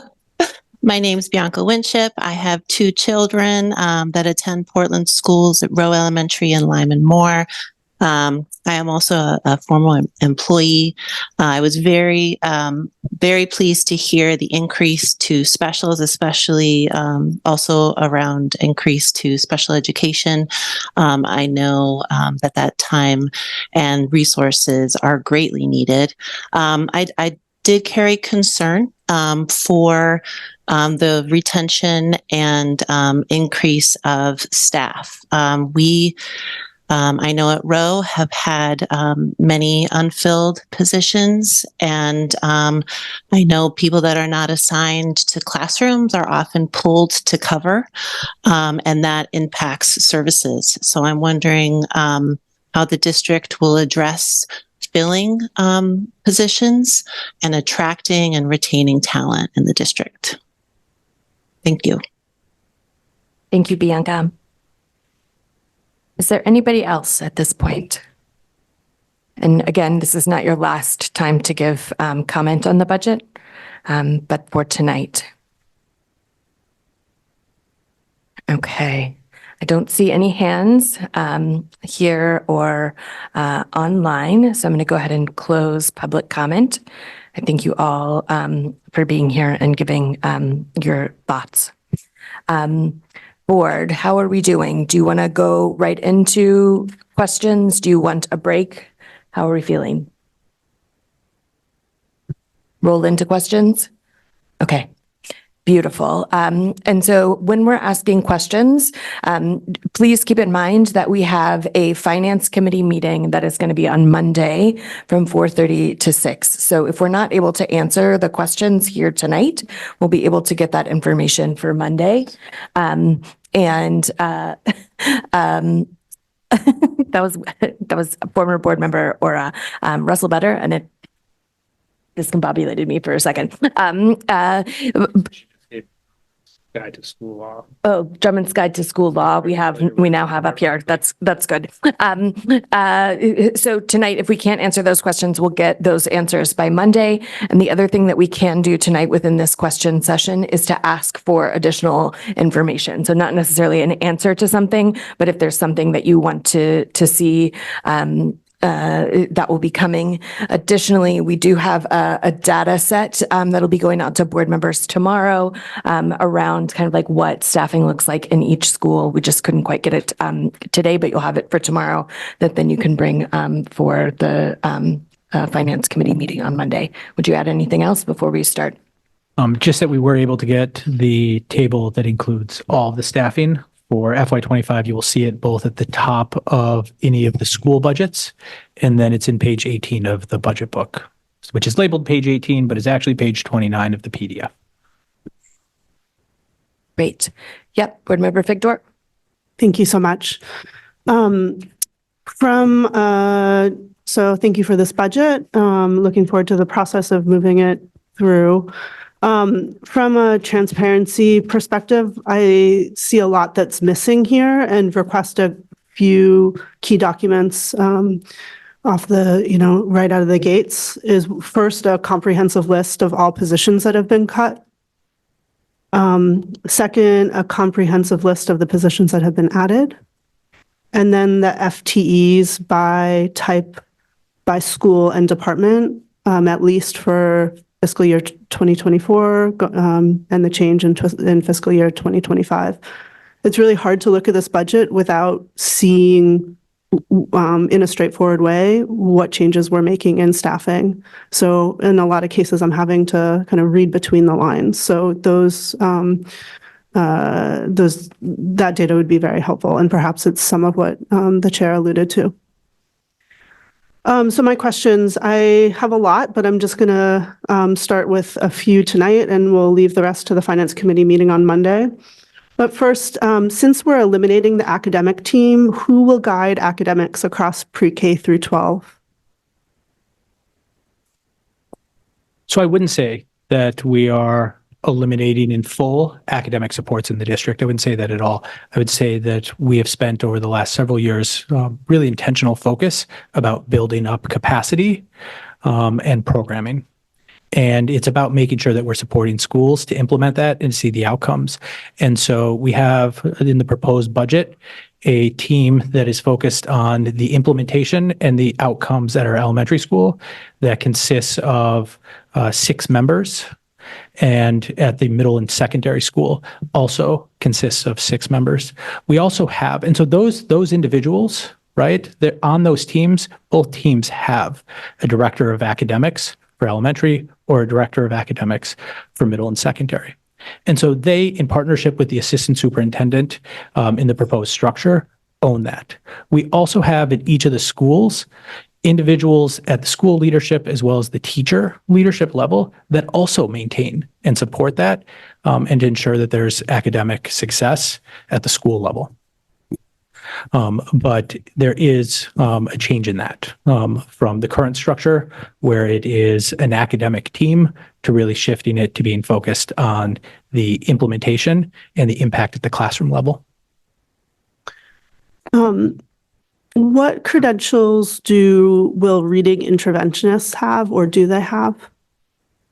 The proposal is for them to be teaching staff and to be PEA members.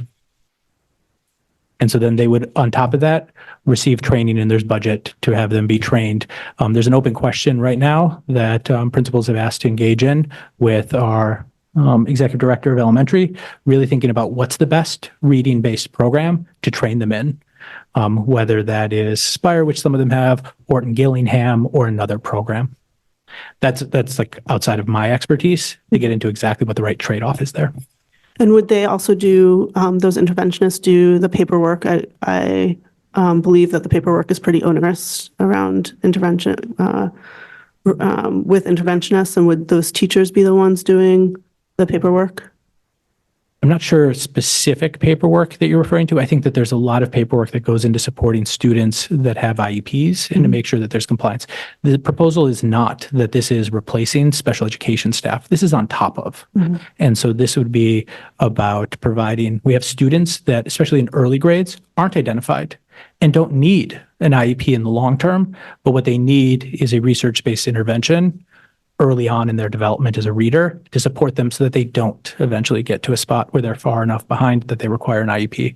And so the idea is that this is on top of supports. This is really thinking about a tier 1, tier 2, tier 3 piece.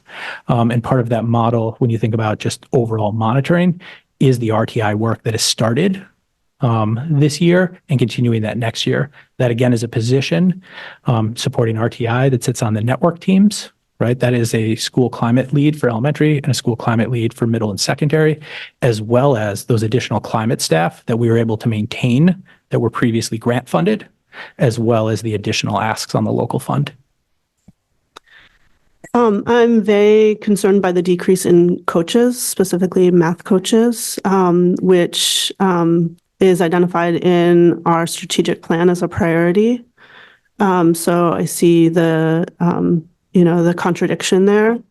I see it as a huge divestment in our teachers. And I'll remember when Attuned walked through our classrooms this fall, nearly 40% of middle schools weren't even using our curriculum. And that's a direct response to losing math coaches at both King and Lincoln. The case is that math will always need support, not just in years that we're adopting new curriculum, and new teachers who come on won't get the PD to teach them to help them learn the new curriculum. So I think for me, that's one of the biggest challenge or the biggest concerns I have in this budget is the decrease of 7.5 math coaches. For the school climate staff, I saw it in two places. In one place it said 8 new school climate staff, and another place it said 3 for elementary school only. So I'd love clarification on that. And then are these new climate staff also focused on restorative justice? And why the focus on elementary school climate and not middle school and high school? So I have to look back. I think the 8 that was talked about was around mental health. And so that was social work and those positions. 3 is additional staff. We have several schools. In fact, we have a number of elementary schools that do not have a position that is specifically focused proactively around school climate. And we heard many families in our listen and learn and in our data and in conversations even during the budget forum around the need at the elementary level. We were able, right? So all of our middle schools have a staff member right now that is grant funded, that is focused on school climate. This budget keeps that person. And so it's not presented as an addition, but they're kept. And at the high school level, we have varying models at the high school level that exist. So Deering has a model that has deans. And so it has teachers that are partially released that serve in that role. At Casco Bay, they have, I believe his title is around restorative justice. I'm looking to see what his title is at Casco Bay. Dean of Students, right? So but a fully released individual. Those positions remain in the budget, and in fact are called out to make sure that that priority remains. So I still one piece of additional piece of data that I would like is a comprehensive list of or chart of where we have school climate staff. And then also are the new the 3 new elementary positions focused on restorative justice in addition to SEL and other school climate issues that you talked about? Yeah, I mean, I think we have a big initiative around PBIS and overall school climate. They're exactly aligned to that, right? So right now at some of our elementary schools, that responsibility falls on an already burdened principal or assistant principal. And so this is about providing additional capacity. And we have schools that have that staff right now that are seeing great success in it. And so it's a question about how do we take where we see great success? We have that individual at East End. We have a similar position at Presumpscot. How do we take that and continue that model in other schools that don't have it right now, but need it? And then I am confused by some of the assumptions we're making. So as I understood it, and perhaps I misunderstood, but it sounds like we're assuming for represented staff a 0 increase if we haven't yet negotiated that the contract for FY25. Just based on the fact that the increase from FY24 to FY25 was 8.09%, how are we going to account for increased salary and benefits through the negotiations? The 8.4% that you share from the overall budget book is representing the increase in FTE, and some of that getting captured from moving from grants onto the budget that we present to you tonight. So that's part of it.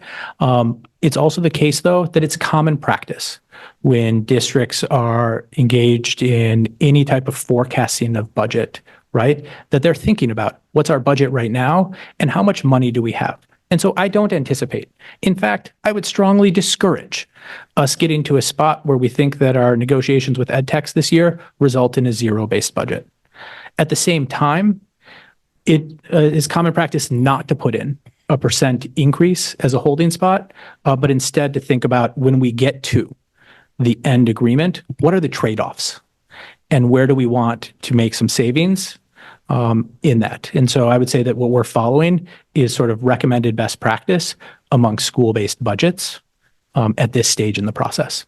This is since we're negotiating our teachers union, our contract with the teachers union this year. Is that right? Yeah. We're negotiating EdTechs this year and SEC this year, Okay. teachers and principals Thank you. Next year. I'm getting ahead of myself.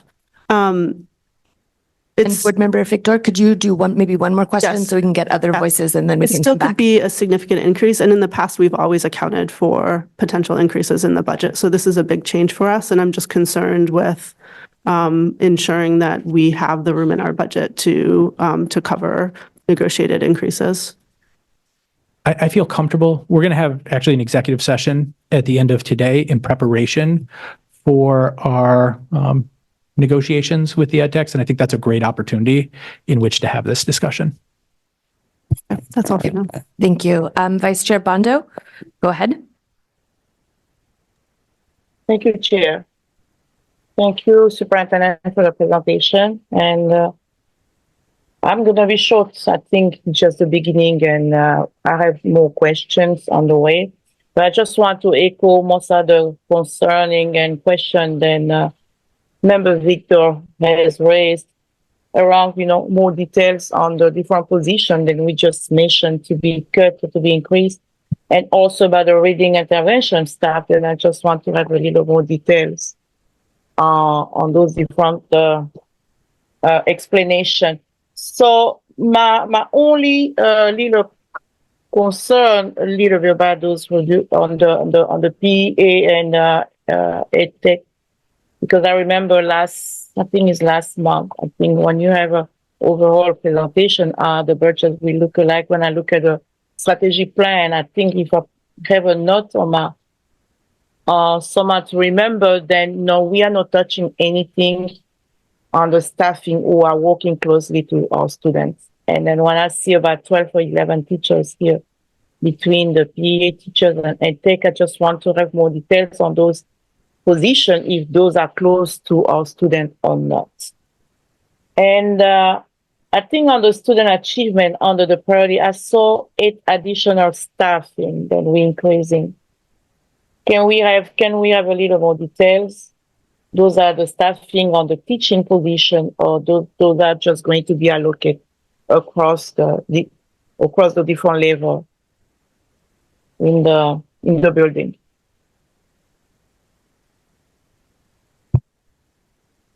Member Bondo, can you give me I want to make sure I understand the last piece around the 8 staff. Yes. Yes. On the student achievement, I think that's on the strategic planning.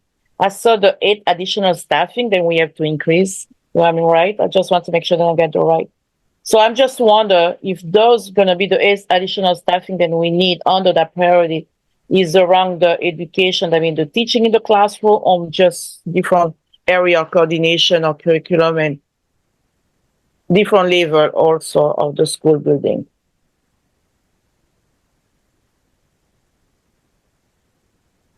Or maybe you can come back later if you. Yeah, can I come back to you with more information on Monday? Yes, please. And on the use of the fund balance, our ceiling can just go up to 3 million, or we can go above that. Or if yes or not, if we have, that's the reason. I know we have to have some reserve, so I just want to make sure that the 3 million is our ceiling. There's a board policy that has guidance around maintaining at least a 3%. That's a board policy piece. There's a state policy around the max amount of fund balance you can have.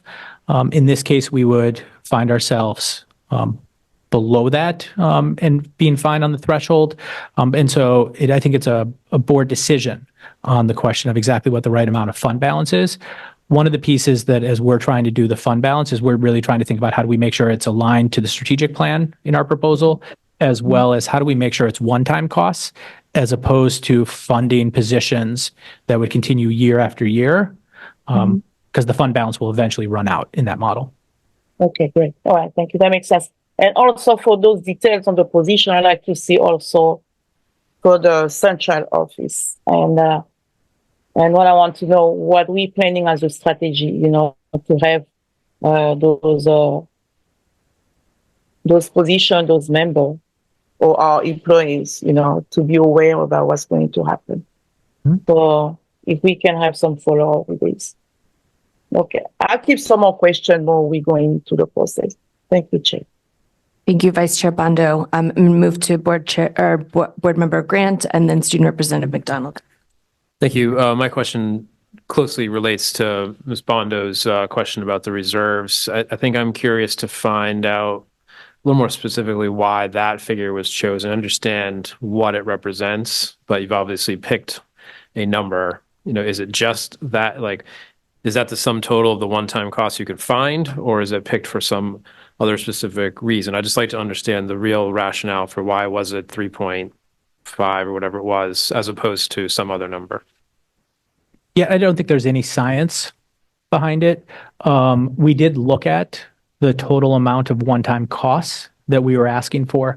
And so we actually didn't start with the idea of the fund balance number. And so we didn't start with a number of 3.5. We started with the asks and the expenses. And then, I don't know, maybe for simple math, but just like it worked out to being pretty close. And this tension of like, what's the right tax amount? What's the right fund balance use? And again, making sure that we're not carrying annual operating costs within it. And then the one other piece that I will say that we tried to look at is we looked at our pension obligation. That's the one piece where I think there was like some intentionality about thinking about that. And with the pension obligation, that was done deliberately because the pension obligation that we have expires in 2 years. And so we were trying to make it that as we come off of the use of fund balance, the pension obligation also goes away so that the actual impact that we feel on a day-to-day running is not significant. Thank you. Student Representative McDonald. Thank you. So the first thing that I have a few questions. First one, what really surprised me was after seeing all of those additional staff positions, which all seem great and like they're going to have really good benefits, is that there were 11 staff cuts in teachers, like actual teachers in middle schools and high schools. And it feels like maybe before we add more staffing positions, like why are we cutting the actual teachers? Like we kind of need those as students. So is there like more information about that or? Yeah, I mean, I think that it's a question of trade-offs, right? And it's unfortunate that we're in a spot where we have to make difficult trade-offs, right? The ideal would be that we're sitting here and saying, what additional investments do we want to make? And that there were no trade-offs. And so part of this is about the trade-offs. One of the things that was looked at and considered was class size that exists at the middle school, the high school, and the elementary schools. And research consistently speaks to the impact that class size has at the elementary school level. The research is less clear about the middle and high school. But when we actually look at class size, we are inverted relative to what you see in most districts, where our average class size at the middle school and high school is higher than what our students may experience in first grade and in second grade. And so part of this was about making sure that as we looked at our budget and looked at the structure, that we were thinking about where staffing would have the most impact. And so that was the piece. We're also continuing to work with the principals to talk about where those cuts will not have significant impact. So part of that's thinking about where there may be an extra individual in a department because one year it was needed, but next year it may not be. where a staff member may be retiring, where course selection at the high school level shows less of a demand. And so overall, when you think about it, I will not say that a loss of one person isn't significant, because I do think that is significant and impacts a school community. But for schools across the 6 middles and high schools, it averages less than 2. And so in talking with principals, it is certainly the case of like difficult decisions, but one where we think it's possible and not to see a significant impact on students. Thank you. Yeah, I feel like there are still situations in our high school where a bunch of teachers are still stretched too thin. So I just hope that there's a lot of really good stuff for elementary schools on here and middle schools. And I just hope that I know I'm the student representative, but the teachers at, Portland, Deering, Casco, all the high schools, have experienced that, not having the support that they need, having like a super big workload. So just important to keep that in mind. And then the second question that I had was about the proactive school climate. It mentioned that there's not going to be any additions to the high school because there's people that already do that. Are those people who have specialized positions in like a proactive school climate, like the people who are being added to elementary schools, or is that job falling on like other people who have other obligations as well? So I don't know enough to speak about exactly who the individuals are at Portland High School, for example, that serve in that role. There's been an investment over the last couple of years, maybe particularly in this last year, around the idea of reducing suspensions and supporting students at the high school level. And so there are staff at Portland that are there now doing this. It just happens to be that there are other schools that don't have that staff. And so this is about making sure that there is access across the district. Okay, thank you so much. And then I think my last question is similar to what board member Figdor was talking about with the math and reading teachers being added, because there's the addition of the new algebra class and, trying to make the classes more rigorous, which I think is great because a lot of high school teachers experience a problem of middle schools not preparing them enough for high school. So I think that's a really great goal to keep in mind. But I worry that with only 2 additional staff being added with a new class and the loss of like the math coaches, like, are those people going to be stretched too thin? Like, do they have like balanced obligations, I guess? Yeah, so I appreciate the question. Currently, there are not middle school coaches for math. Okay. And so they're not staffed at the individual school level. At the elementary level, there are 2, and they do great work. And so this is not a comment on the individual or the work that they do. One of the many things that came up in conversations with staff, particularly at the elementary school level, is how much capacity they have to plan and absorb new materials as well as coaching support. And so the question and the trade-off is, do I need another, like more coaching, or do I need time to absorb? And so that's one of the pieces. And so that's why part of the thought was around reducing it. The other piece is that one of the things that teachers talk about is as you're rolling out new curriculum or you're revisiting curriculum, is thinking about their capacity to engage in that and how much new or how much continued support a teacher can have at any given time. And so the strategic plan, when you look at the full rollout, thinks about the teacher as sort of the end user of the training and support, and thinks about how do we continue to build up our elementary and middle school literacy over the next year, and then how do we engage in revisiting our math work. And that doesn't mean that the math work stops, right?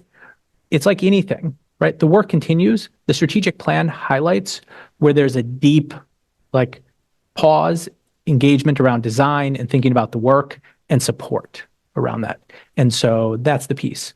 And again, when it came to this question about what do we need, how can we support reading right now, and then build on math that's already had some investment on.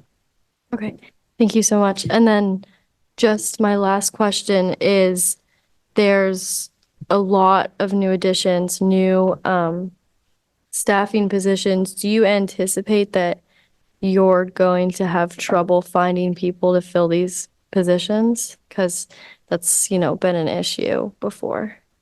Yeah, so I do anticipate that staffing will be a challenge and will need to be aggressive in the market and need to be aggressive in posting positions early and working hard to staff early in the continuum, right? Oftentimes we've posted positions pretty late, which makes it hard when our neighboring districts are posting positions in March and April. And so our hope is to really get to that.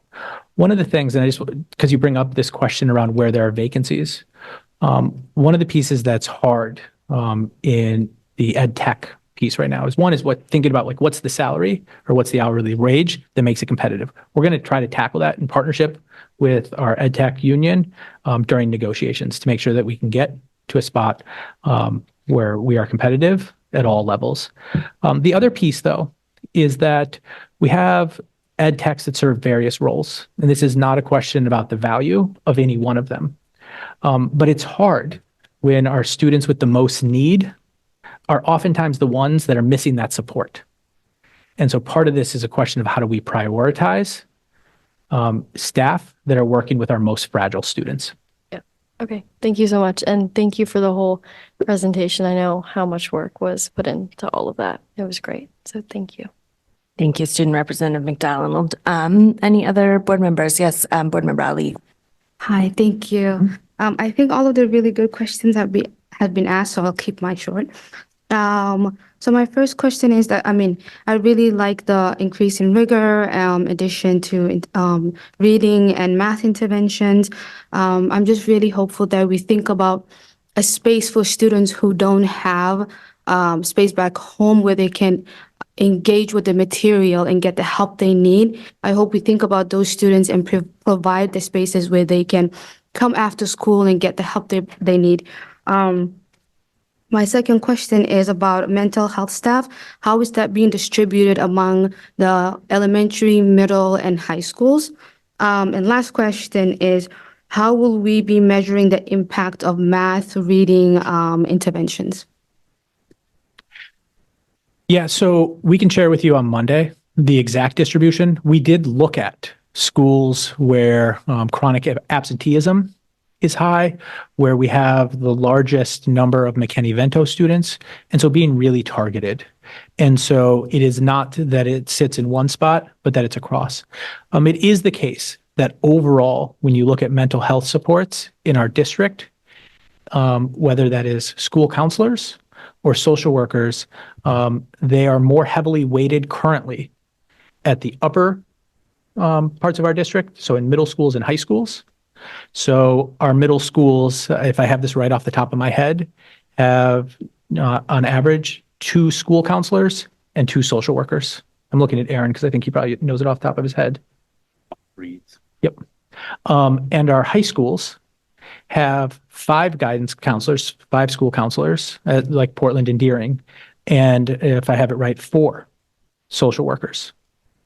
At our elementary schools, as we heard in the public forum a couple of months ago, at the elementary level, I think we have 2 guidance counselors, 2 school counselors across all of the schools.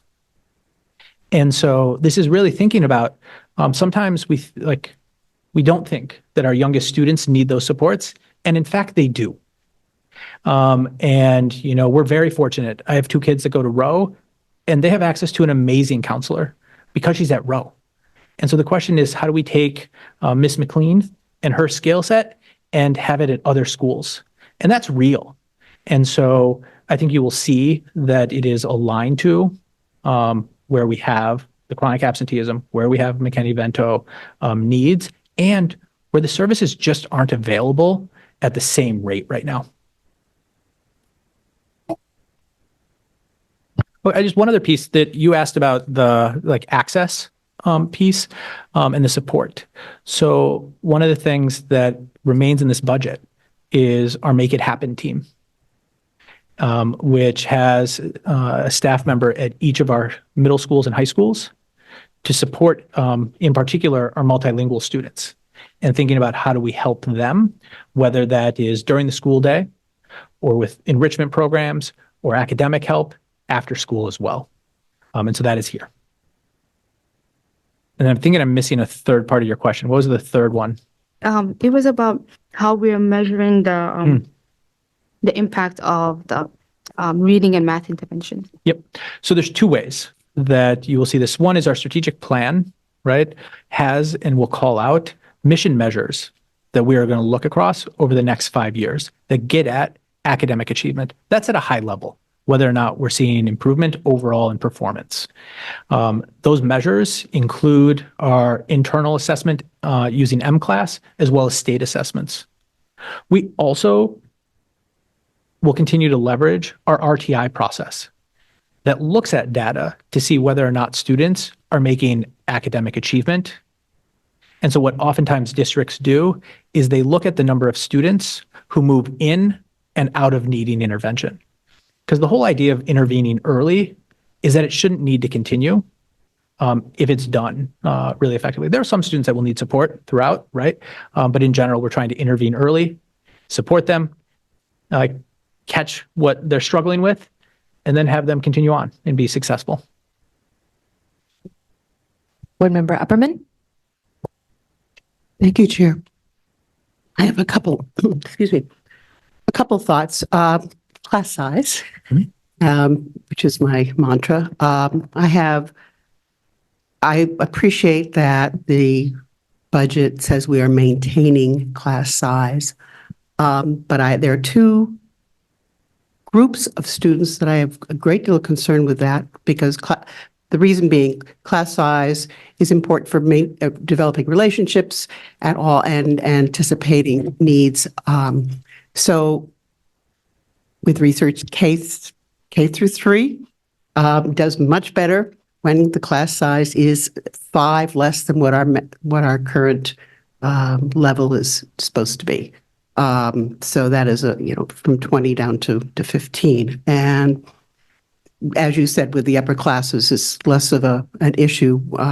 It's more not statistically critical at other grades. But there's another group that I'm concerned about as I'm listening to students and teachers. The group of students who were in kindergarten, first and second grade during COVID,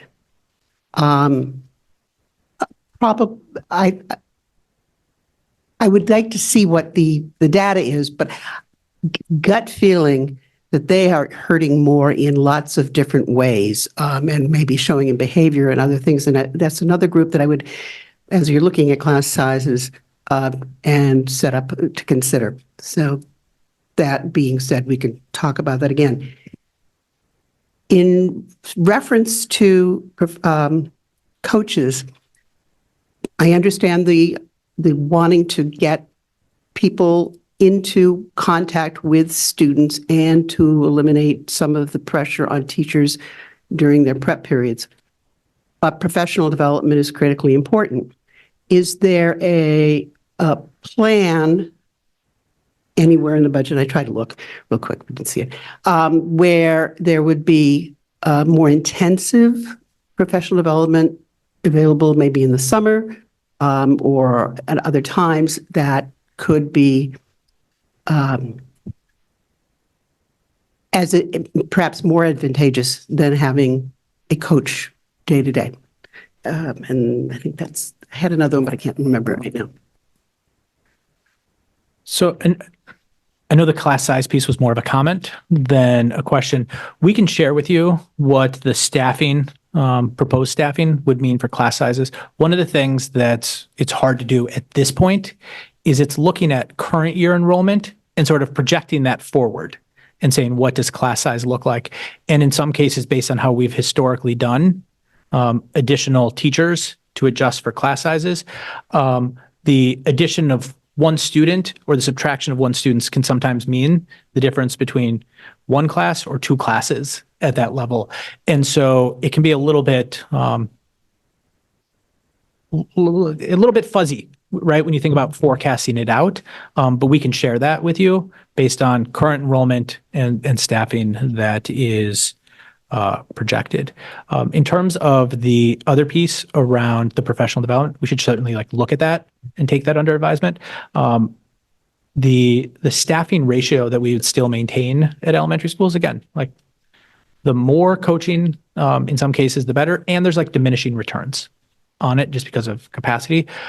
We're still able in the budget to maintain an instructional, leadership load at a school level of a principal, assistant principal, of coach, that is pretty ideal relative to what folks would talk about in terms of coaching capacity. Right. So several years ago, I went to Relay, which is a national training for instructional leadership. And their model was between, 16 and 20 was sort of the number of teachers a coach could take on. Right. And then a smaller number for an assistant principal or a principal because they're about the other duties that sit on them. And so when we originally did the projection, we looked at this idea of 1 to 20 and just couldn't quite maintain it. But we were able to maintain it once you factored in principal, assistant principal. Thank you, Board Member Upperman. Board Member Nort, did you have your hand? Okay, go ahead. Not a question, but just something I'd like to see. And I think Board Member Fidker mentioned it, the list of positions that were added or decreased. So just seeing how that may affect our students and how that may affect the budget as well. Let's see that. Thank you. Board Member Bryden, go ahead. Thank you, Chair. I don't have questions at this point. I am really looking forward to our conversation in the Finance Operations and Personnel Committee meeting on Monday, but I did want to just take a moment and express my gratitude for all of the hours and hours and hours of work that have gone into this. The presentation was informative, engaging, comprehensive, and I want to express acknowledgement of what it took to do that. Thank you for a couple of people I've heard have acknowledged that clearly this is a document and a budget that takes into account what folks have been saying, and it's very clear that it's been crafted by people who are listening to various constituencies. So thank you for that. Thank you, Board Member Bryden. Any other board members have thoughts before I jump in here?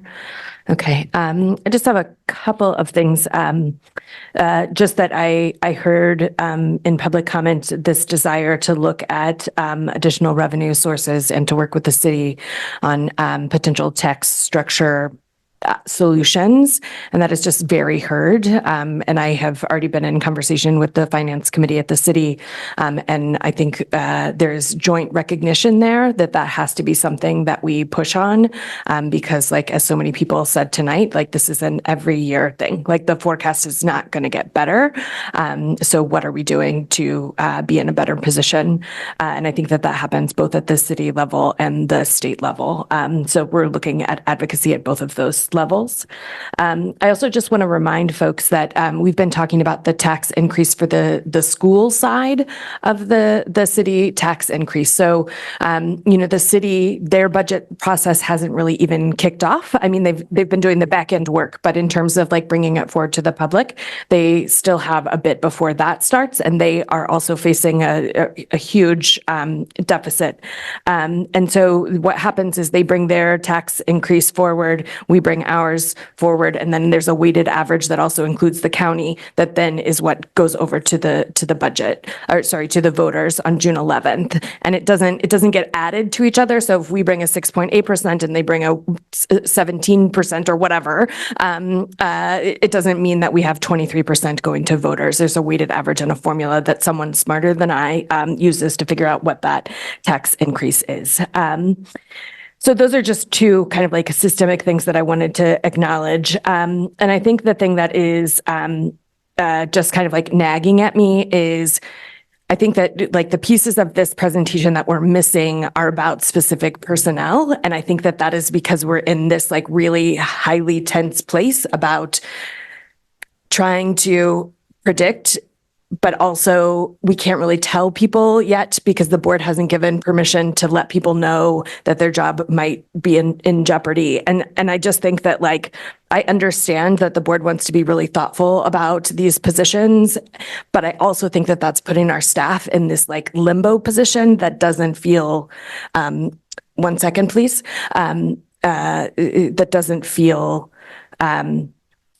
it doesn't give them, like, I want to make sure that our staff has as much time as possible if they have to find a new opportunity. So I'm just curious from the board how other people are thinking about that. And if we could get to a place, where superintendent would know when he can start letting people know so that we can be more transparent about the next steps.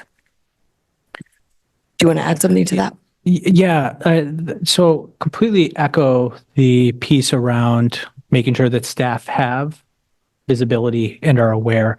And also want to acknowledge that that kicks off conversation and allows us to really have that with central office staff, both around the current position they're in, right? And whether or not that is there, but also other opportunities that may exist, as well as it doesn't necessarily represent a final action by the board, right? So the board in the budget process could choose to propose to put back. And so I want to be thoughtful of not presenting it as a, carte blanche, go forth, but also acknowledging that it is allowing us to really be transparent and forthcoming to our staff and to engage in those conversations publicly.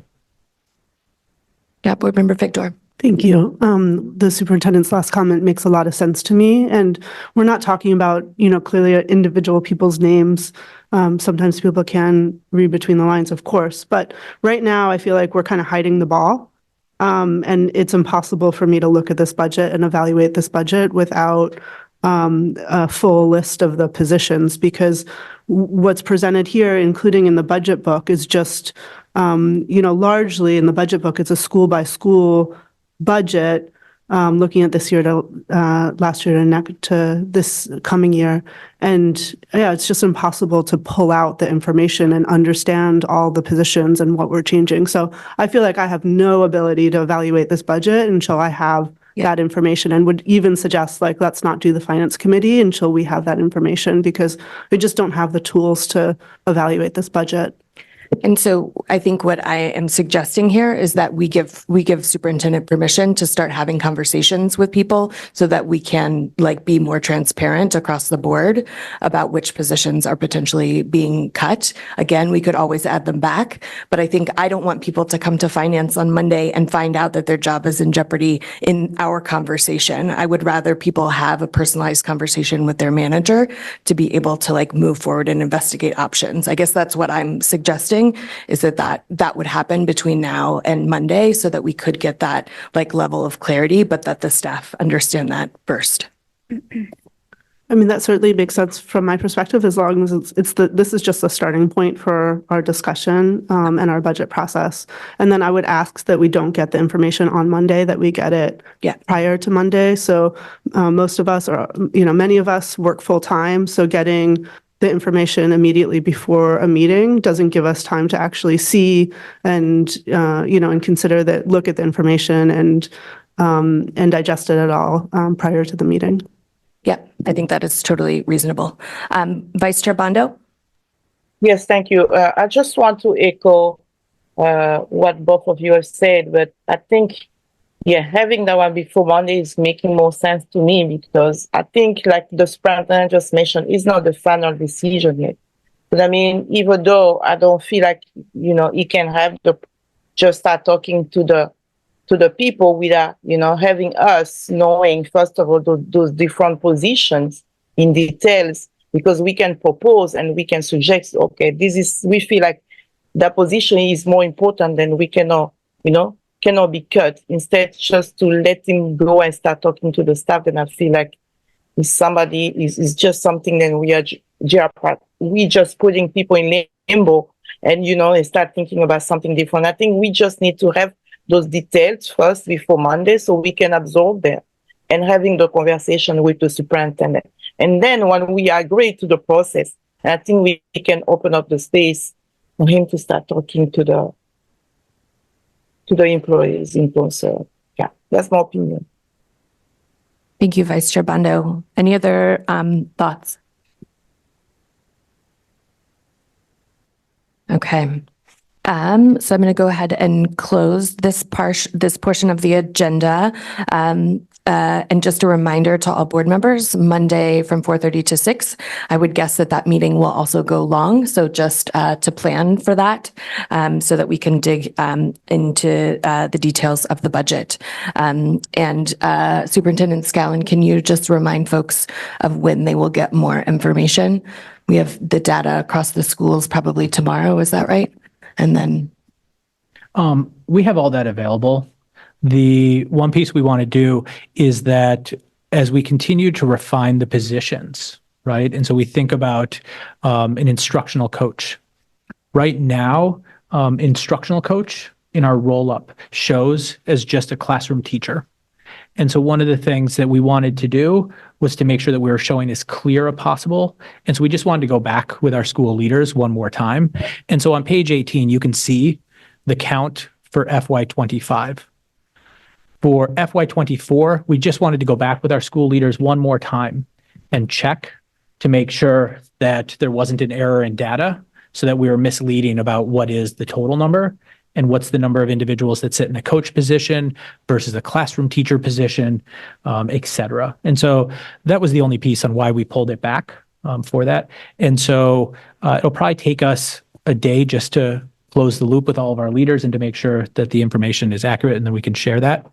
The one piece is the conversation with teachers and with members of our bargaining unit that may be impacted by reductions. That's actually a much longer process and a much longer conversation. So that starts by informing our union partners that there may be a possible reduction. And then we have to work through seniority lists and impact areas. And so it may be that it is one position at a school, but it may be somebody else that's actually impacted because of how bargaining units work. And so that's a piece that we'll have to work through, and that'll be just a longer process. Okay.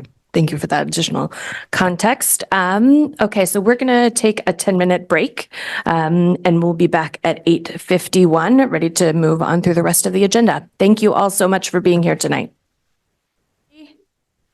We're close. Okay, we're going to move into the report of the secretary. Up first, we have the consideration and action to approve the meeting minutes of February 27th, 2024. Are there any corrections to those meeting minutes?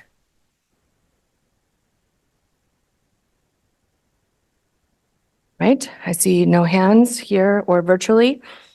So the meeting minutes are approved as distributed. And then up for old business, we have the consideration and action to approve the 2024-2025 school year calendar. So is there a motion to approve this calendar? Board Member Opperman, thank you. Is there a second? Second. Thank you, Board Member Grant. Are there any questions on the motion? Just double check. Zoom.